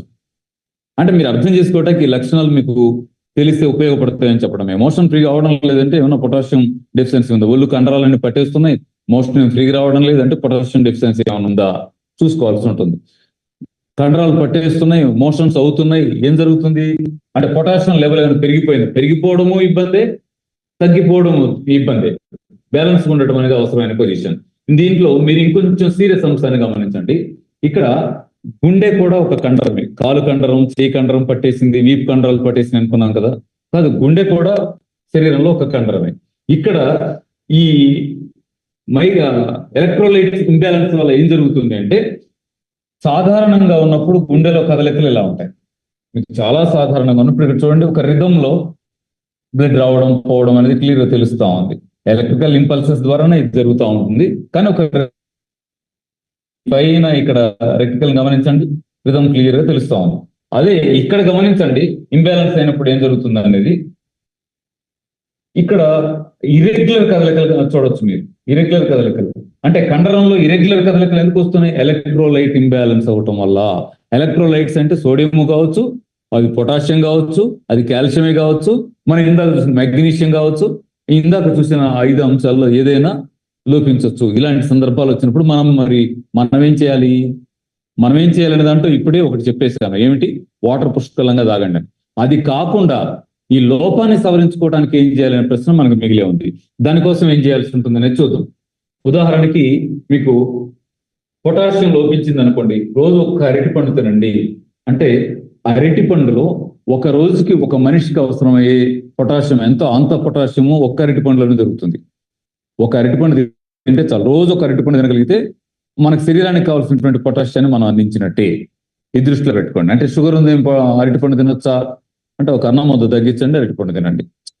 షుగర్ వాళ్ళ కోసం అన్నాను. కామన్గా షుగర్ లేని వాళ్ళు ఎక్కువ ఉంటారు కదా. మీరు రోజు ఒక అరటిపండు తినగలిగారంటే పొటాషియం లోపం నుంచి మనం బయటపడటానికి ఒక మంచి ఆహారాన్ని, మనం నేచర్ ఇచ్చిన ఆహారాన్ని ఔషధంగా తీసుకున్నట్టే. అలాగే కాల్షియం లోపం ముందే ఏం చేయాలి? కాల్షియం లోపం ముందు ఏం చేయాలంటే నువ్వులు తినమని చెప్పాం, తోటకూర వాడమని చెప్పాం, అలాగే ఖర్జూర పళ్ళు వాడమని చెప్పాం. ఈయన మీకు గుర్తున్నాయి కదా. అది కాకుండా మీరు దీన్ని కూడా ఇచ్చేసుకోవచ్చు. కమల తీసుకోవడం ద్వారా కూడా మీరు కాల్షియం లోపాన్ని జయించవచ్చు. అంటే ఒక కమలా పండు ఒక రోజుకు కావాల్సిన కాల్షియం ఇస్తుంది అంతే. అలాగే మరొకటి, మెగ్నీషియం లోపం ఉంటే ఏం చేద్దాం? మెగ్నీషియం లోపం ఉంటే బొప్పాయి పండు తినండి. అంటే గింజలు లేని హైబ్రిడ్ తెచ్చుకోకుండా గింజలు ఉండే దేశవాళీ బొప్పాయి తెచ్చుకొని బొప్పాయి ముక్కలు రోజు మార్నింగ్ ఒక ఇన్ని, సాయంత్రం ఒక ఇన్ని మీరు బొప్పాయి ముక్కలు తింటామంటే మీకు కావాల్సిన మెగ్నీషియం లోపం అంత నెమ్మదిగా కవర్ అయిపోయినట్టే. అంటే పొటాషియం లోపానికి పరిష్కారం నేచర్ ఇస్తా ఉంది, కాల్షియం లోపానికి నేచర్ పరిష్కారం ఇస్తా ఉంది, మెగ్నీషియం లోపానికి పరిష్కారం ఇస్తా ఉంది. పాలకూర లేదా బలమైన మీకు ఎక్కువ కాల్షియం కావాలంటే తోటకూర 100 గ్రాముల తోటకూరలో 300 మిల్లీగ్రాముల కాల్షియం ఉంటుంది, తీసుకోవచ్చు. ఇలా మనం ఎలక్ట్రోలైట్స్ లోపాన్ని సరి చేసుకోవడానికి ప్రయత్నం చేయాలి. ఇవి కాకుండా అత్యవసర సందర్భాల్లో ఉపయోగపడేటువంటి ప్రాణదాత లాంటిది ఏమిటంటే ఈ 3 కలిసి ఉండేటువంటి కొబ్బరి నీళ్ళు. సోడియము, పొటాషియము, కాల్షియము, మెగ్నీషియము కూడా తగు మోతాదులో ఉండేటువంటి దివ్య ఔషధం ఏమిటి? ఆపదలో ఆదుకునేటువంటి దివ్య ఔషధం ఏంటంటే కొబ్బరి నీళ్ళు. ఒళ్ళు నొప్పులుండి ఇలాంటి లోపాలు ఏమైనా జరుగుతూ రిస్క్ పడుతున్న సందర్భం ఉంటే ఏం చేయాలంటే వెంటనే ముందు కొబ్బరి నీళ్ళు తాగండి. అంటే నేను ఒక కేసు చెప్తాను. ఎండలో 4 పిడసగట్టిపోయి ప్రాణం పోద్దేమన్నంత రిస్క్ లో హాస్పిటల్కి వచ్చాడు ఒక కుర్రాడు. హాస్పిటల్కి వచ్చేస్తే డాక్టర్ లేడు. డాక్టర్ లేక వెయిట్ చేస్తున్నారు, ఎప్పుడు వస్తాడో తెలియదు. ఇతని పరిస్థితి ఎట్లా ఉందంటే నాకు చేత కావడం లేదు అన్నట్టుగా బాగా వీక్ అయిపోయి కనపడుతున్న దశలో ఎవరో కొబ్బరి బొండ తాగించండి అని చెప్తే బయట నుంచి ఒక కొబ్బరి బొండ తెచ్చిస్తే కొబ్బరి బొండ తాగి లెగ్స్ కూర్చున్నాడు. ఎట్లా ఉందంటే పర్వాలేదు. ఇంకో కొబ్బరి బొండ తాగాడు, ఒక హాఫ్ అన్ అవర్ కూర్చున్నాడు. ఇంకా డాక్టర్ రాలా. ఇతను మామూలు అయ్యాడు. నేను మామూలుగానే ఉన్నాను, అయినా సరే డాక్టర్ దగ్గర చూసుకుని పోదాం చూసుకుని వెళ్ళారు.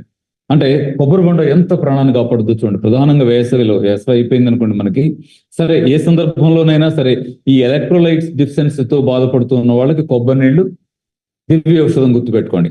అలాగే డిహైడ్రేషన్ జరిగి వడదెబ్బ లాంటి కండిషన్ లో ఒళ్ళు నొప్పులు వచ్చేస్తూ ఉంటే అసలు అది అమృతంతో సమానమే కొబ్బరి నీళ్లు.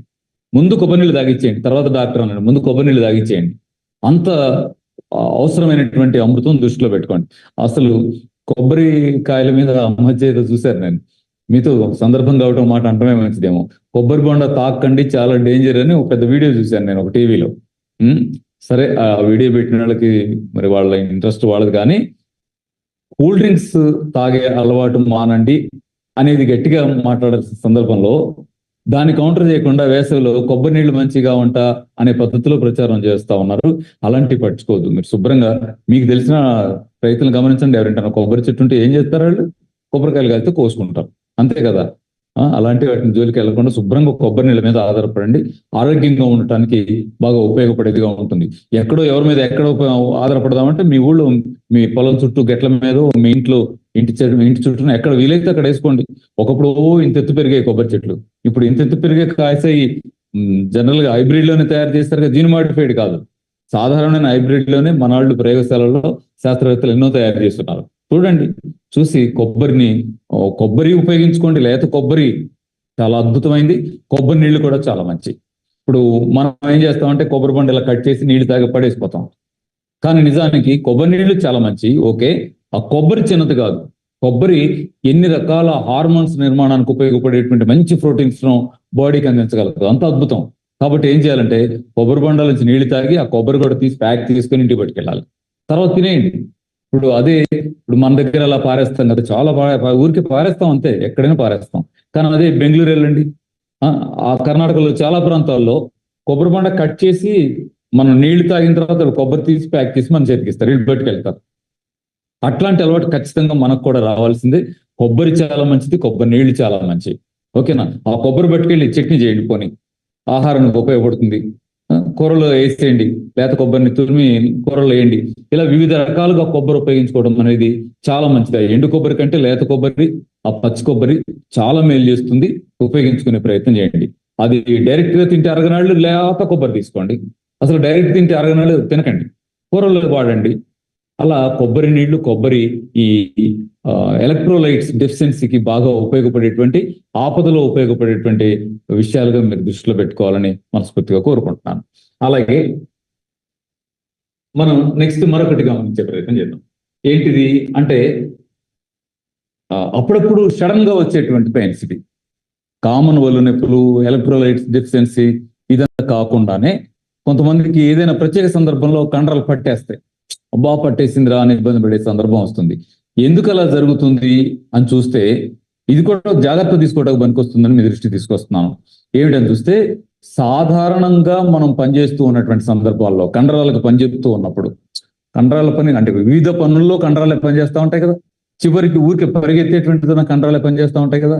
అలా సాధారణమైనటువంటి పనే కండరాలకు మనం చెప్తేనేమో, అవి పనిచేస్తున్నటువంటి క్రమంలో ఊపిరితిత్తుల నుంచి ఆక్సిజన్ తీసుకొని బ్లడ్ ద్వారా ఆక్సిజన్ సెల్లోకి ఎంటర్ అయిన తర్వాత, ఆ సెల్ మైటోకాండ్రియాలోకి ఎంటర్ అయిన తర్వాత అక్కడికి వచ్చిన బ్లడ్ ద్వారా వచ్చిన ప్రైమరీ మాలిక్యూల్స్, ఈ మాంసకృతులు కావచ్చు, కొవ్వులు కావచ్చు, కార్బోహైడ్రేట్స్ కావచ్చు, వాటిని విచ్ఛిన్నం చేసి వాటి నుంచి ఎనర్జీని తయారు చేసి ఏటీపీలుగా మార్చి రిలీజ్ చేస్తుంది. ఆ ఏటీపీస్ యూజ్ చేసుకొని మనం శ్రమ చేస్తూ ఉంటాం. కామన్ గా సాధారణంగా జరిగిపోతుంది. అప్పుడు కండరాల్లో వచ్చేటువంటి రిలీజ్ అయ్యేటువంటి ఆ ఏటీపీస్ అన్ని కూడా ఉపయోగపడతాయి, ఎనర్జీగా యూజ్ అవుతూ ఉంటాయి. ఇది కామన్ ప్రాసెస్, మెటబాలిజంలో చాలా కామన్ పద్ధతి ఇది. అలా కాకుండా మనం శ్రమ చేసే దాంట్లో ఎప్పుడైనా అబ్నార్మల్ శ్రమ చేసాం అనుకున్నాం అంటే, కామన్ గా పరిగెత్తే కంటే ఒకేసారి చాలా స్పీడ్ గా పరిగెత్తాడు అనుకో, సడన్ గా పిక్కలు పట్టేయచ్చు, తొడకండరం పట్టేయచ్చు. అంటే ఊరికే పరిగెత్తడం అని చెప్పాను. ఏదైనా సరే అబ్నార్మల్ గా చేసే సందర్భాల్లో పట్టేసే ఛాన్స్ అయితే ఉంది. ఎందుకు అట్లా పట్టేస్తుంది, ఇది ప్రశ్న. ఎందుకు పట్టేస్తుంది? తర్వాత రిలీఫ్ కూడా వస్తుంది. పట్టేసి కాసేపు అటు ఇటు సర్దుతూ ఉంటారు, నెమ్మదిగా తగ్గిపోయింది అనిపిస్తుంది.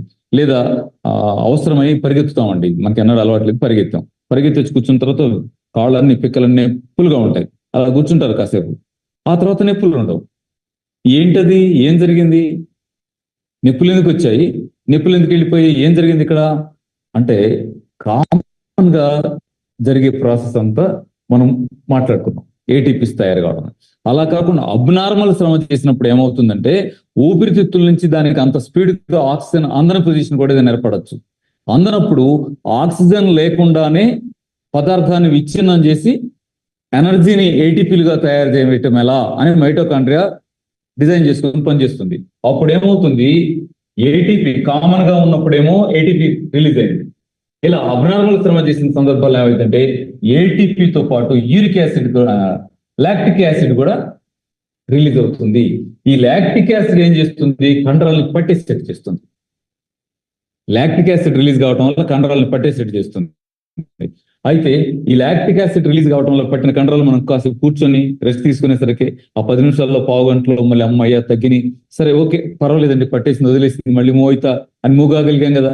ఏం జరిగింది అక్కడ అంటే బ్లడ్ సర్క్యులేషన్ లో లాక్టిక్ యాసిడ్ నెమ్మదిగా ఏమవుతుంది, తిరిగి ఊపిరితిత్తులు చేరడానికి ముందు లివర్ లోకి వెళ్ళి ప్రాసెస్ అయ్యి ఊపిరితిత్తులకు వెళ్తుంది. ఈ లివర్ ఏం చేస్తుందంటే ఈ లాక్టిక్ యాసిడ్ ని ఫిల్టర్ చేసి బయటికి పంపించే ప్రయత్నం చేస్తుంది, ఎలిమినేట్ చేస్తుంది. దాంతో రిలీఫ్ వచ్చేస్తుంది, పెయిన్ తగ్గిపోతుంది. ఓకేనా, ఇది కామన్ పద్ధతి. దీంట్లో తీసుకోవాల్సిన జాగ్రత్త ఏంటంటే వర్క్ ఏదైనా సాఫీగా ఒక రిధంలో చేయాలి తప్ప అబ్నార్మల్ గా ఇచ్చేటువంటి ప్రయత్నం చేస్తే ఇలా కండరాలు పట్టేసే ఛాన్స్ ఉంది అని దృష్టిలో పెట్టుకోండి. జబ్బు కాదు అది, కాస్త అలాంటి జాగ్రత్త తీసుకుంటే పట్టేటాలు ఉండవు. ఓకేనా, దృష్టిలో పెట్టుకోండి. అలాగే మరొక అంశాన్ని కూడా మనం పరిశీలిద్దాం. ఇది కొంచెం అర్థం చేసుకోవాలి, ఓపిక అర్థం చేసుకోవాల్సిన అవసరమే. ఎందుకంటే ఈ సమస్యలో చాలా మంది ఆపరేషన్ దాకా తెచ్చుకుంటున్నారు. ఆపరేషన్ చేసి డాక్టర్ రక్షిస్తే తప్ప కుదరని పొజిషన్ వస్తా ఉంది. లేదా కొన్ని సందర్భాల్లో అసలు ఆపరేషన్ అవసరమో లేదో తెలియదు కానీ ఆపరేషన్ దాకా వెళ్ళిపోతా ఉంది. ఆపరేషన్ చేయించుకొని కూడా మళ్ళీ వచ్చి సార్ రెండోసారి అదే పరిస్థితి ఉంటే మళ్ళీ ఆపరేషన్ అంటున్నారు, మరి ఏం చేస్తే బాగుంటుంది అని బాధపడుతున్న వాళ్ళు కూడా చాలా మంది ఉంటారు. ఏమిటి అంటే డిస్క్ ప్రాబ్లం, వెన్నెముకలో డిస్క్ ప్రాబ్లం. ఈ లంబార్ రీజియన్ లో, ప్రధానంగా ఈ లంబార్ రీజియన్ లో ఏదో ఒక డిస్క్ లో వచ్చేటువంటి రిస్క్. ఈ రిస్క్ ఎందుకు వస్తుంది, కారణం ఏంటి చూద్దాం. ఏమిటని చూస్తే ఇప్పుడు ఉదాహరణకి మీకు ఇక్కడ సాధారణంగా ఉన్నటువంటి వెన్నెముక కనపడతా ఉంది. మరొకసారి దీన్ని గమనించండి. సాధారణంగా ఉన్న వెన్నెముక అది నొక్కుంది. నొక్కున్నప్పుడు ఏమైంది, ఈ డిస్క్ జరిగి ఈ నర్వ్ నొక్కింది. అంటే ఇది వెన్నుపూస అండి, ఇది వెన్నుపూస, ఈ కిందది వెన్నుపూస. ఈ రెండు పూసల మధ్య ఒక మంచి స్పాంజ్ పీస్ లాగా ఇక్కడ ఉందా ఈ పీస్, దీన్ని డిస్క్ అంటాం. ఏదైనా అబ్నార్మల్ ఒత్తిడి పడినప్పుడు ఏమైందంటే అది నలిగిపోయి నొక్కుకొని ఇటు పక్కకు వస్తుంది. ఇక్కడ వైర్ లాగా ఉంది ఏంటిది, వెన్నుపాము. ఆ వెన్నుపాములోంచి బయటకు వచ్చిన నర్వ్కి అది నొక్కుంటుంది. నొక్కుకోగానే పెయిన్. దీన్ని మనం డిస్క్ ప్రాబ్లం అంటాం. డిస్క్ డిస్లొకేషన్, డిస్క్ ప్రాబ్లం, ఇలా పేరుతో మనం మాట్లాడుతున్నాం. L4, L5 మధ్య డిస్క్ ప్రొలాప్స్ అయింది, ఇలా మాట్లాడుతాం కదా. ఈ డిస్క్ ప్రాబ్లం అంతా ఇది మీకు క్లియర్ గా అర్థం చేసుకోండి. ఎప్పుడైతే ఒత్తిడి ఎక్కువ పడుతుందో, ఒత్తిడి ఎక్కువ పడ్డప్పుడు అది నలిగి అక్కడ నొక్కేసింది, నొక్కగానే పెయిన్. ఇది కండిషన్. అయితే మనం దీన్ని ఇంకొంచెం వివరంగా చూద్దాం. ఇది 2-3 కారణాల వల్ల రావచ్చు. ఈ పొజిషన్ ఎప్పుడు వస్తుంది అంటే 2-3 కారణాల వల్ల రావచ్చు. ఒకటి నొక్కుకోవడం వల్ల రావచ్చు. రెండోది మనం ఓవర్ వెయిట్ ఉంటే కూడా రావచ్చు. ఇప్పుడు ఉదాహరణకి ఈ వెయిట్ అంతా ఉంది, చాలా వెయిట్ ఉంది. ఈ వెయిట్ ను మోయడానికి పక్కన ఎన్నుపూసకు సపోర్ట్ గా పక్కటెముకలు ఉన్నాయి, అంత స్ట్రక్చర్ అంతా ఉంది ఇక్కడ. కానీ ఇక్కడేముంది చూడండి, ఓన్లీ ఎన్నుముక మాత్రమే ఉంది, మిగతా మొత్తం ఖాళీ ప్లేస్ ఇది. ఈ వెయిట్ అంతా ఏమవుతుంది, L4, L5 మధ్య ఎక్కడ వెయిట్ కలిగిన అవి కాన్సన్ట్రేట్ అయ్యేసరికి అది నొక్కున్నట్టు అయిపోయి ఈ పొజిషన్ రావడానికి కూడా ఛాన్స్. కాబట్టి వెయిట్ ఒక రీజన్ గా ఉంది. వెయిట్ వల్లనే మీకు డిస్క్ ప్రొలాప్స్ అయి పెయిన్ వస్తూ ఉంటే దీనికి ఏం చేయాలి, ముందు వెయిట్ తగ్గాలి, బరువు తగ్గాలి. ఇది పెట్టుకోండి. బరువు తగ్గడానికి సిస్టమ్ అంతా ఉంది కదా, చేయండి. మార్నింగ్ టిఫిన్ గా ఓన్లీ ఫ్రూట్స్, నైట్ భోజనంగా ఓన్లీ ఫ్రూట్స్, మధ్యాహ్నం మాత్రమే పుల్కాలు 1/2 కిలో కూర తినేయండి. వెయిట్ ఎందుకు దగ్గర వచ్చుతాం. అలా వెయిట్ తగ్గడం ద్వారా ఈ నొప్పిని కంట్రోల్ చేసుకోవడానికి ప్రయత్నం చేసే పని ఒకటి చేయాలి. రెండోది ఏమిటి అంటే ఇందాక మనం చూసాం, సడన్ గా పడేటువంటి ఇది వల్ల కూడా నొక్కుపోయి ఇది అవుతుందని. అట్లాంటి సందర్భాలు ఏమన్నా ఉంటే ఇది అతిగా బరువు లేపడం, అట్లా ప్రత్యేకంగా ఏదైనా చేస్తున్న సందర్భంలో ఆ పెయిన్ పట్టే ఛాన్స్ ఉంది. అట్లాంటివి చేయకుండా జాగ్రత్త పడాల్సిందే. ఓకేనా, ఇది చూడండి ఇక్కడ. దీనికోసం ఏం చేయాలి అనేది గమనిస్తే, ఒకటి హెల్తీ వెయిట్ కోసం ట్రై చేయండి. రెండు, హెల్తీ డైట్ మీద కాన్సన్ట్రేట్ చేయండి. 2 పాయింట్లు చాలా కీలకంగా. అంటే మార్నింగ్ టిఫిన్ గా ఫ్రూట్స్, నైట్ భోజనంగా ఫ్రూట్స్ తీసుకుంటూ మధ్యాహ్నం ఎక్కువ కూరతో ముడి బియ్యం అన్నం కానీ, రెడ్ రైస్ కానీ, బ్లాక్ రైస్ కానీ, లేదా పుల్కా కానీ ఇది తినే ప్రయత్నం చేస్తూ మీరు రెస్ట్ తీసుకునే ప్రయత్నం చేయండి. నెమ్మదిగా ఇది కంట్రోల్ అయిపోతుంది. మార్నింగ్ పుదీనా, కొత్తిమీర, తులసాకు జ్యూస్ తీసుకోవాలి. ఈవినింగ్ మునగాకు, కరివేపాకు జ్యూస్ తీసుకోవాలి. ఓకేనా? నైట్ ఈ జాగ్రత్త తీసుకుంటూ రండి. మీరు నెమ్మదిగా ఆ నొప్పి నుంచి, ఆ ఇబ్బంది నుంచి బయటపడటం అనేటువంటిది తేలికవుతుంది. ఓకే, దీంట్లో మీరు చేయాల్సిన పనులు, చేయకూడని పనులు కూడా చూద్దాం. ఆ పెయిన్ ఉన్న వాళ్ళు ఎప్పుడు కూడా ఇట్లా వంగి వెయిట్ లేపే ప్రయత్నం చేయకూడదు. ఇంకా పెరిగే ఛాన్స్ ఉంది పెయిన్. ఇట్లాంటి ప్రయత్నం చేయదు. ఎప్పుడైనా వెయిట్ లేపాల్సి వస్తే ఏం చేయాలి? కాళ్ళు స్ట్రైట్ గా ఉంచి వంగద్దు. ఇలా కాళ్ళని మడుచుకుని లేపి బరువు లేపుకునేటువంటి ప్రయత్నం చేస్తే అప్పుడు ఏమవుతుందంటే ఇక్కడ కాన్సన్ట్రేట్ అయ్యి నష్టపోవడం అనేది జరగదు. కొంచెం బ్యాలెన్స్ చేసుకోవడానికి వీలవుతుంది. కాబట్టి మీరు మోకాళ్ళు వంగి మాత్రమే బరువు పట్టుకోవాలి తప్ప ఇట్లా వంగి బరువు లేపితే నష్టపోయే ఛాన్స్ ఉంది. దృష్టిలో పెట్టుకోండి. ఒకటి. రెండవది, ఇక్కడ కూర్చునే సిస్టంలో ఈ పద్ధతిలో కూర్చోవద్దు. బ్యాక్ బెండ్ అయిపోయి కూర్చున్నటువంటి పద్ధతి నష్టం చేస్తుంది. బ్యాక్ స్ట్రైట్ గా కూర్చున్నటువంటి పద్ధతి. ఎందుకంటే ఈ మాట ఎందుకు చెప్తున్నానంటే చాలా సందర్భాలలో మనవాళ్ళు చేస్తున్న పనులన్నీ ఇవే కదా, కూర్చొని వైట్ కాళ్ళు జాబ్సే కదా. ఇలాంటి సందర్భాలు ఏమంటే పొద్దున వెళ్తే సాయంత్రం దాకా ఆ చైర్లో కూర్చోవడమే. నువ్వు కలెక్టర్ ఆఫీస్ లో పనిచేస్తున్నావా, ఎంఆర్ఓ ఆఫీస్ లో పనిచేస్తున్నావా, సెక్రటేరియట్ లో పనిచేస్తున్నావా, చూడటానికి అది అన్ని చాలా వాల్యుబుల్ అయ్యి ఉండొచ్చు. అబ్బో ఎంఆర్ఓ గారి దగ్గర కాదు, కలెక్టర్ దగ్గరట, కాదయ్యా బాబు హైదరాబాద్ సెక్రటేరియట్ లోనట. అవును, నిజమే, గొప్పగా ఉంటాయి. కానీ ఏంటి చేసేది అంటే వెళ్ళి కూర్చొని చేసే పనులే అన్ని. అప్పుడు కాస్త జాగ్రత్త మనం లేకపోయి ఉంటే ఏమవుతుందంటే ఆ బ్యాక్ లంబర్ రీజియన్ దెబ్బతింటానికి ఛాన్స్ ఉంది. కాబట్టి స్ట్రైట్ గా ఉండి చేయడం ఎలా అని చూడండి. ఈ కంప్యూటర్ మీద పనిచేసే వాళ్ళు ఆల్రెడీ పెయిన్ స్టార్ట్ అయిపోయి ఉంటే, లేదా పెయిన్ స్టార్ట్ కాకపోతే కూడా, పెయిన్ స్టార్ట్ అయ్యన్నా లేదు పెయిన్ రావద్దు అనుకున్నా ఏం చేయాలంటే ఇలా కొంచెం అవకాశం ఉంటే మీరు నిలబడి చేసుకోవడానికి వీలుగా, చేసుకోవడానికి వీలుగా టేబుల్ సెట్ చేసుకునే ప్రయత్నం చేయండి. అంటే ఎప్పుడు నిలబడి చేయమన్న ఉద్దేశం కాదు, కానీ టేబుల్స్ లో ఈ టైప్ టేబుల్స్ వచ్చినాయి. ఇది మీరు ఇక్కడ చైర్ వేసుకుని కూర్చోటానికి వీలుగా కింద దిగుతుంది, లేదు నుంచొని చేద్దామంటే ఆ పైకి లెగుస్తుంది. శుభ్రంగా నుంచొనే ఇలా పనులు చేసుకోవచ్చు. మీ ఆఫీస్ లో ఏ వరకు డిస్టర్బ్ కాకుండానే ఈ పెయిన్ రాకుండా జాగ్రత్త పడడానికి వీలైనటువంటి సిస్టమ్స్ అన్ని వచ్చి వాటిని అలా జాగ్రత్తలు తీసుకోవడం ద్వారా మీరు నష్టాలు ఎక్కువ జరగకుండా చూసుకోవాలనేది నా ఉద్దేశం. ఓకేనా? నెక్స్ట్, దీంట్లో కూడా 1-2 జాగ్రత్తలు తీసుకోవచ్చు. ఏమిటి? ఇది కూడా రిలీఫ్ కు పనికి వచ్చేటువంటి జాగ్రత్తలు. ఒకటి, మీరు ఫిజియోథెరపీకి వెళ్ళండి. ఫిజియోథెరపీలో ఆ పెయిన్ రిలీఫ్ కోసం వాళ్ళు ప్రయత్నం చేస్తారు, ఆ థెరపీని అప్లై చేస్తారు, అది చూడండి. రెండవది, మీ అంతటా మీరు ఏం చేసుకోవచ్చు అంటే హీట్ అప్లై చేసుకోవచ్చు. అంటే దేనిలోనైనా వేడి నీళ్లు పోసి ఆ బ్యాగ్ తోటి ఇలా ఇలా ఇలా కాపడం పెట్టుకోవచ్చు కదా మన ఇంట్లో. లేదా ఇంకా సింపుల్ ఏముంది, ఇటుక కాల్చి కాపడం పెడతారు. లేదా వేడి అన్నం టవల్లో వేయండి. వేడి అన్నం టవల్లో వేసి ఇలా పట్టుకుంటే మరీ కాలేదు కాదు, జాగ్రత్త పెట్టుకొని ఆ ప్లేస్ మీద, ఆ నడు మీద లైట్ గా ఇలా అంటూ వేడి కాపడం పెడుతూ రావచ్చు కదా. అలా కాపడం పెట్టడం ద్వారా నొప్పిని తాత్కాలికంగా నొప్పి రిలీఫ్ కావడానికి వీలైనటువంటి పద్ధతిని మీరు అనుసరించవచ్చు. ఒకటి, ఫిజియోథెరపీ చేయండి. 2, వేడి కాపడం పెట్టుకోండి. మన డైట్ అంతా చేస్తూ చెప్తున్నానండి. ఓకేనా? నెక్స్ట్, మరొకటి ఏమిటంటే కాస్త సపోర్ట్ గా ఈ బెల్ట్స్ ఉపయోగించుకోవడం ద్వారా కూడా మీకు పొట్టకేసే బెల్ట్ కూడా కొంచెం వెళ్ళాలి, ఎంటారుగా ఉండటానికి వీలుగా పట్టుంచుతుంది. కాబట్టి ఇది సపోర్ట్ గా మీకు ఉపయోగపడుతుంది అనుకుంటే ఇలాంటివి దొరుకుతాయి షాప్స్ లో, ఆ మెడికల్ షాప్ వాళ్ళ దగ్గర. అది తెచ్చుకొని కూడా దీన్ని యూజ్ చేసుకునేటువంటి ప్రయత్నం కూడా మీరు చేయొచ్చు. ఓకేనా? అంటే దీంట్లో ప్రధానంగా ఇవన్నీ వాడడం ద్వారా ఏం చేయాలని అంటే, నొప్పి ఎందుకు వచ్చిందో ఇక్కడ తెలిపోయింది కదా. అంటే ఈ 2 నొక్కున్నట్టు అయ్యేసరికి డిస్క్ నలిగిపోయి డిస్క్ కాస్త బయటకు వచ్చినట్టయి ఈ దీంట్లోంచి బయటకు వచ్చినటువంటి వెన్నుముక వాటి వెనుపూసలకు నొక్కుకోవడం వల్ల ఈ పెయిన్ అంతా వస్తుంది. అలా కాకుండా మనం స్ట్రైట్ గా ఉంచే ప్రయత్నం చేస్తే ఏమవుతుంది, అప్పుడు ఇటు లాగేసినట్టు అవగానే ఇది కాస్త రిలాక్స్ అయ్యి ఫ్రీగా ఉండే పొజిషన్ వస్తుంది. వచ్చినప్పుడు ఇటు బయటకు వచ్చిన ఆ నొక్కుకొని బయటకు వచ్చినటువంటిది లోపలికి వెళ్ళిపోతుంది. ప్రొలాప్సేషన్ అంటామా, లోపలికి వెళ్ళిపోతుంది. వెళ్ళిపోయేసరికి నార్మల్ డిస్క్ ఇక్కడ ఏర్పడుతుంది. దాంతో మనం అమ్మయ్య అనే పొజిషన్ తెచ్చుకోవచ్చు. ఇక్కడ నేను ఇంకొక చిన్న అంశం కూడా చెప్పి చేస్తాను. ఏమిటంటే దీనికి మరొక కారణం కూడా ఉండే ఛాన్స్ ఉంది. ఇప్పుడు మీరు వెయిట్ ఉండకపోవచ్చు, బరువులు మోయకపోవచ్చు, ఏది లేకుండా కూడా రావచ్చు. అది అంటే కూర్చుంటున్నాం కదా, ఆ కూర్చోవడంతో పాటు మరొకటి కూడా ఉంటుంది. ఏమిటి అంటే మోషన్ బాగా ఇరెగ్యులర్ అయ్యేటువంటి సందర్భాలు కూడా దీన్ని దారితీస్తాయని దృష్టిలో పెట్టుకోండి. ఎందుకంటే పెద్ద పేగు మనకి ఇక్కడ స్టార్ట్ అయ్యి కుడివైపు స్టార్ట్ అయ్యి పైకి వచ్చి అడ్డం తిరిగి ఇటు కిందకి వెళ్ళి వెళ్ళిపోతుంది కదా. మోషన్స్ నిలవంటే ఏమవుతుందంటే ఈ వెయిట్ జరిగిన అవి L4 L5 మధ్య కాన్సన్ట్రేట్ అయ్యే ఛాన్స్ ఉంది. ఇదంతా పట్టేసినట్టుగా ఉండి సెంటర్ అంతా బిగబెట్టినట్టుగా ఉండి ఇబ్బంది అవుతుంది. దాంతో ఏమవుతుంది, పెయిన్ స్టార్ట్ అయిపోతుంది. ఓకేనా? కాబట్టి మోషన్ ఫ్రీగా ఉండడం కూడా ఈ అంశంలో చాలా ముఖ్యమైన అంశం, దృష్టిలో పెట్టుకోండి. అంటే ఏం చేయాలి మోషన్ ఫ్రీగా ఉండడానికి? మన డైట్ ఫాలో అవ్వండి.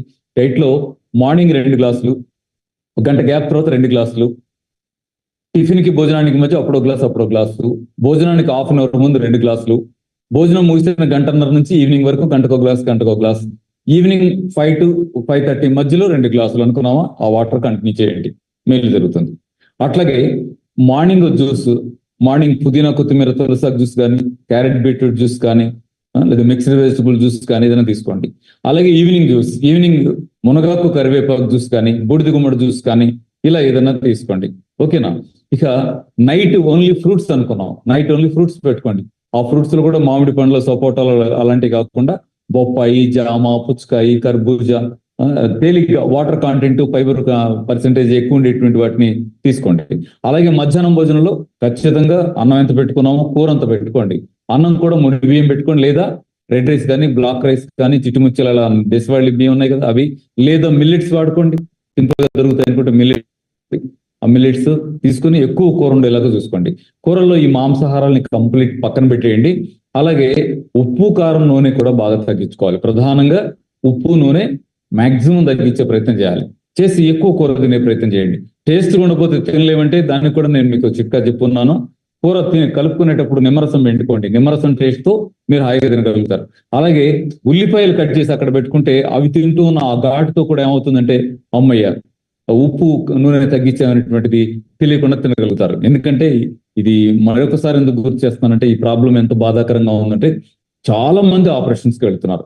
ఆపరేషన్లు ఫెయిల్ అయిన వాళ్ళు ఎంత కష్టంగా ఉంటుందో, ఆపరేషన్ ఫెయిల్ అయ్యి నడుములు పడిపోయినాయండి లేగలేకపోతున్నాం అనే వాళ్ళు, నాకు తెలిసి రమ్మగారిని ఒక మంచి ఆవిడ ఉన్నారు, ఆవిడ సోషల్ సర్వీస్ లో ఉంటారు రమ్మగారిని.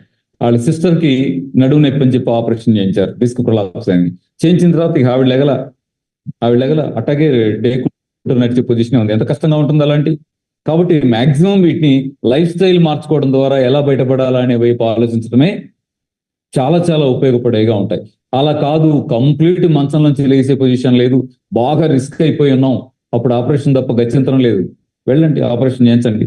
కానీ ఏమాత్రం కొంచెం అనిపించినా ఆపరేషన్ పరిగెత్తామని కాదు, వెయిట్ తగ్గండి, మోషన్ ఫ్రీ వెయిట్ చూసుకోండి, మిగతా విషయాల్లో జాగ్రత్తలు తీసుకోండి, అలా బయటపడే ప్రయత్నం చేయండి. చేస్తారు కదూ? రేపు మరికొన్ని సమస్యలు పరిష్కారాలతో మీ ముందుకు వస్తాను. ఖచ్చితంగా పాటించాలని మనస్ఫూర్తిగా కోరుకుంటున్నాను. Thank you. ఫ్రెండ్స్, చూసారు కదా, ఈ రోజు కూడా డాక్టర్ గారు మనకి ఎన్నో ఉపయోగమైనటువంటి కామన్ గా వచ్చే ప్రాబ్లమ్స్ కి సొల్యూషన్స్ చెప్పారు, అవునా? సో అంచేత మళ్ళీ మళ్ళీ చెప్పేది ఏంటంటే ఎటువంటి అనారోగ్య సమస్యకైనా కూడా మన డైట్ ఫాలో అవడమే మనకి దానికి మంచి పరిష్కారం అనమాట. ఓకేనా? మరి రేణుక గారు, హార్మోన్స్ బ్యాలెన్స్ గురించి మీరు అడుగుతున్నారు కదా, దానికి మనకి క్లాసెస్ లో డాక్టర్ గారు చెప్పినట్లుగా ఈ డైట్ అంతా ఫాలో అవుతుంటే హార్మోన్స్ చక్కగా బ్యాలెన్స్ గా అవుతాయండి. ముందు డైట్ ఫాలో అవ్వండి. ఒకవేళ డైట్ ఫాలో అయ్యాక కూడా ఏదైనా అనారోగ్య సమస్య ఉంది ఏదైనా అంటే కనుక ఆశ్రమానికి వెళ్ళి డాక్టర్ గారిని కలిస్తే మీకు మంచి సొల్యూషన్ వస్తుందండి. మరి మీరు సుధా గారు, మీరు క్రియాటిన్ గురించి అడిగారు, చెప్పాను కదండి. ఈ problems kidney, liver, heart, cancer కి మాత్రం డెఫినెట్ గా డాక్టర్ గారి దగ్గరికి వెళ్ళాలండి. డైట్ ఫాలో అవడం కాదు, మీరు ముందు అక్కడికి వెళ్ళాలి. ఈ 4 రకాల సమస్యలు కాకుండా ఇంకేదైనా మాత్రం అంతా చక్కగా ఫాలో అవ్వండి. ఓకే,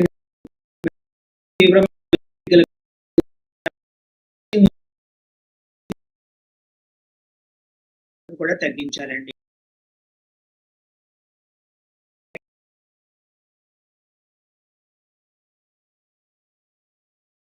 కూడా కనుక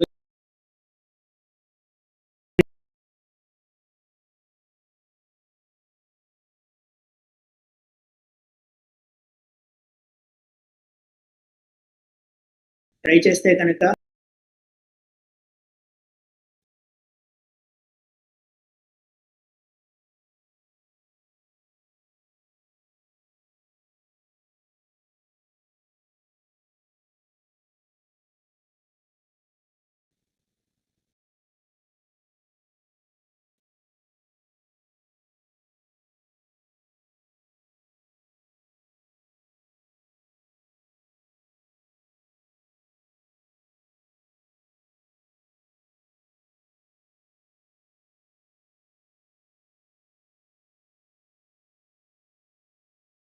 మూర్తి గారు.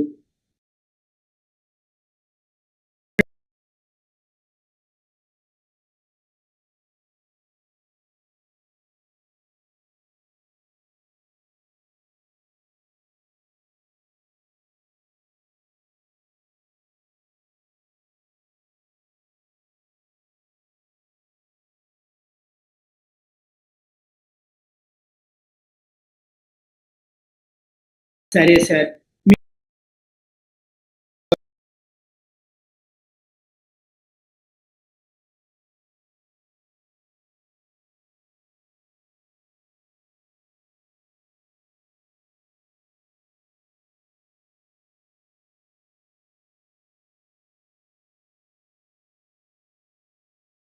చేస్తున్నానండి.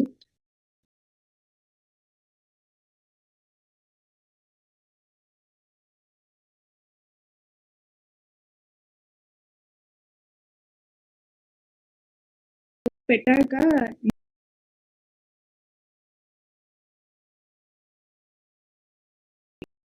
రావడం వల్ల కొంచెం తగ్గి అంటే డీప్ స్లీప్ వచ్చింది. మీరు ఎక్కడెక్కడ పెట్టారో ఒకసారి చూపించండి అమ్మా, అందరికి కూడా అర్థం అవుతుంది. ఇది ఏ కలర్ వాడారు, ఎక్కడ పెట్టారు చెప్పండి ఓకే. చక్కగా. థంబ్నెయిల్ ఫింగర్ ఈ గోరు కింద బ్లాక్ కలర్ పెట్టమన్నారు. అండ్ ఈ మిడిల్ ఫింగర్ బోత్ ఫింగర్స్ కింద బ్లాక్ కలర్. మళ్ళీ ఈ మిడిల్ ఫింగర్ కింద either pink are brown colour పెట్టమన్నారు. మళ్ళీ అరచేతిలో ఏదన్నా ఒక చోట ఈదర్ రైట్ ఆర్ లెఫ్ట్ మధ్యలో ఒక సర్కిల్ 0 వేయమన్నారు. ఏ కలర్ అయినా. Black colour madam. Black colour వేయమన్నారు. నాకు కొంచెం అంటే మీరు చెప్పుతున్నప్పుడే నేను స్కెచ్ బాక్స్ పక్కకే ఉండిండే వేసేసుకున్నాను. సో నాకు మంచిగా అనిపించింది, రిలీఫ్ అనిపించింది.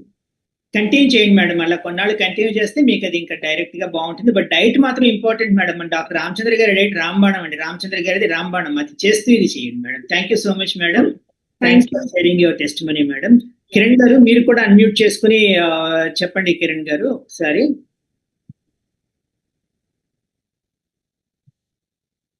చెప్పండి. కిరణ్ గారు. Sir good evening sir.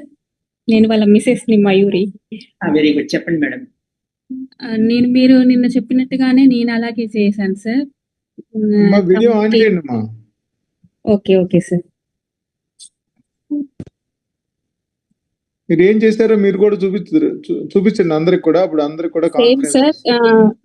థంబ్కి బోత్ హ్యాండ్స్ థంబ్ కింద బ్లాక్ స్కెచ్, అలాగే మిడిల్ ఫింగర్ కి బ్రౌన్ స్కెచ్, మధ్యలో బ్లాక్ సర్కిల్ గీసాను. అసలు అది గీసిన వెంటనే విత్ ఇన్ సెకండ్స్ లో సార్ నేను డీప్ స్లీప్ లోకి వెళ్ళిపోయాను. అసలు ఫస్ట్ టైం నేను అంత హ్యాపీగా నిద్రపోవడం.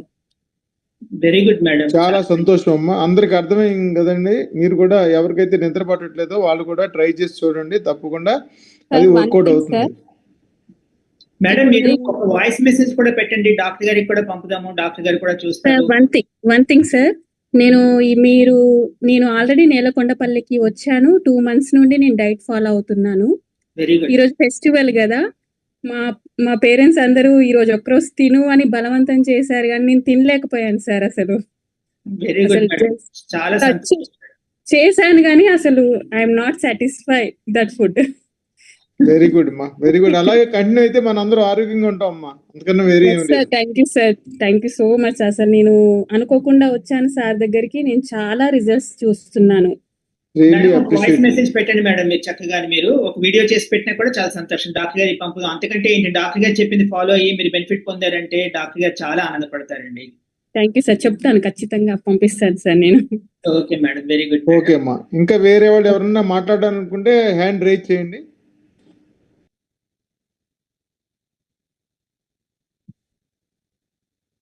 సో నిద్ర పట్టిన వాళ్ళు ఎవరైనా ఉంటే ఇప్పుడు మనకి వాళ్ళు చెప్పారు కదా, వాళ్ళే డాక్టర్స్ ఇంకా.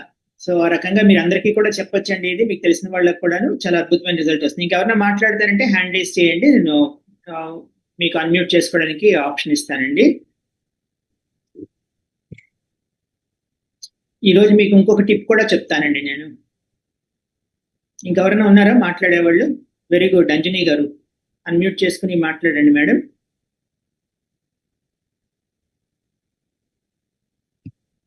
అన్మ్యూట్ చేసుకోండి అంజనీ గారు.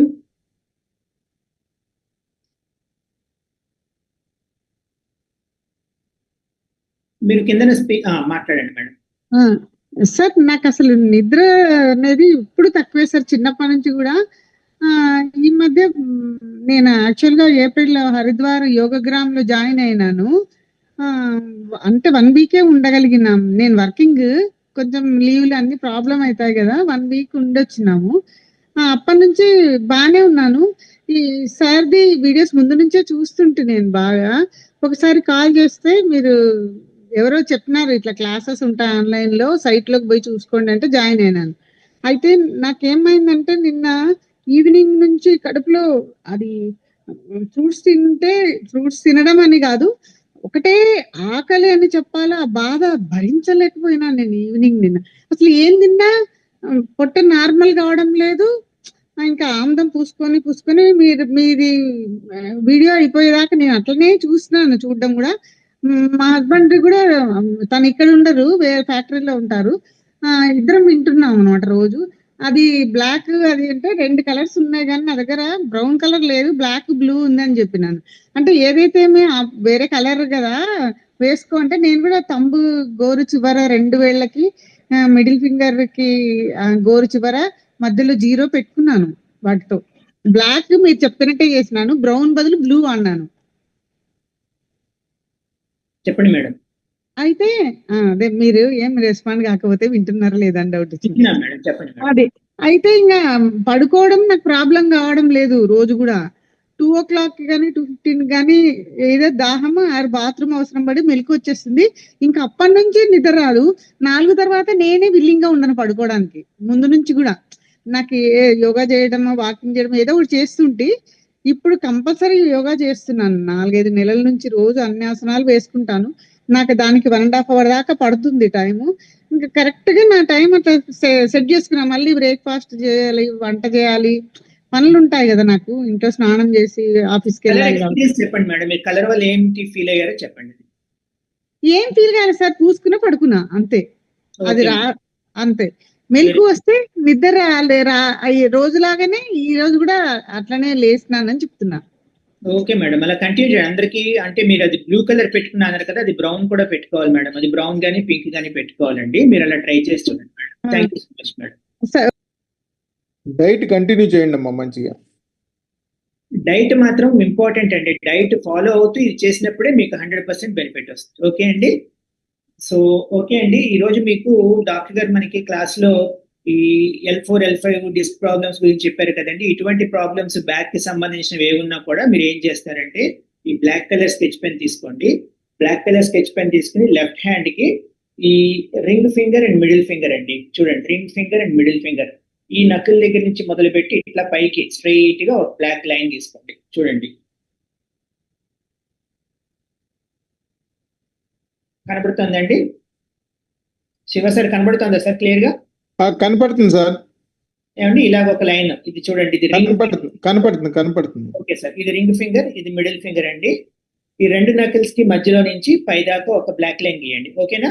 ఆ తర్వాత ఏం చేస్తారు, ఈ లిటిల్ ఫింగర్ రింగ్ ఫింగర్ కి మధ్యలో నుంచి, ఆ తర్వాత మిడిల్ ఫింగర్ ఇండెక్స్ ఫింగర్ కి మధ్యలో నుంచి ఇట్లా పైకి వెళ్తుంటే, ఇక్కడ ఆల్మోస్ట్ మీకు ఒక చోట ఏంటంటే ఒక గ్రూవ్ లాంటిది ఉండి ఎండ్ అవుతుందండి. అక్కడి నుంచి మొదలుపెట్టి ఒక చిన్న లైన్స్ ఇలా గీయండి, ఇట్లాగా బ్లాక్ లైన్స్ ఇలా గీయండి.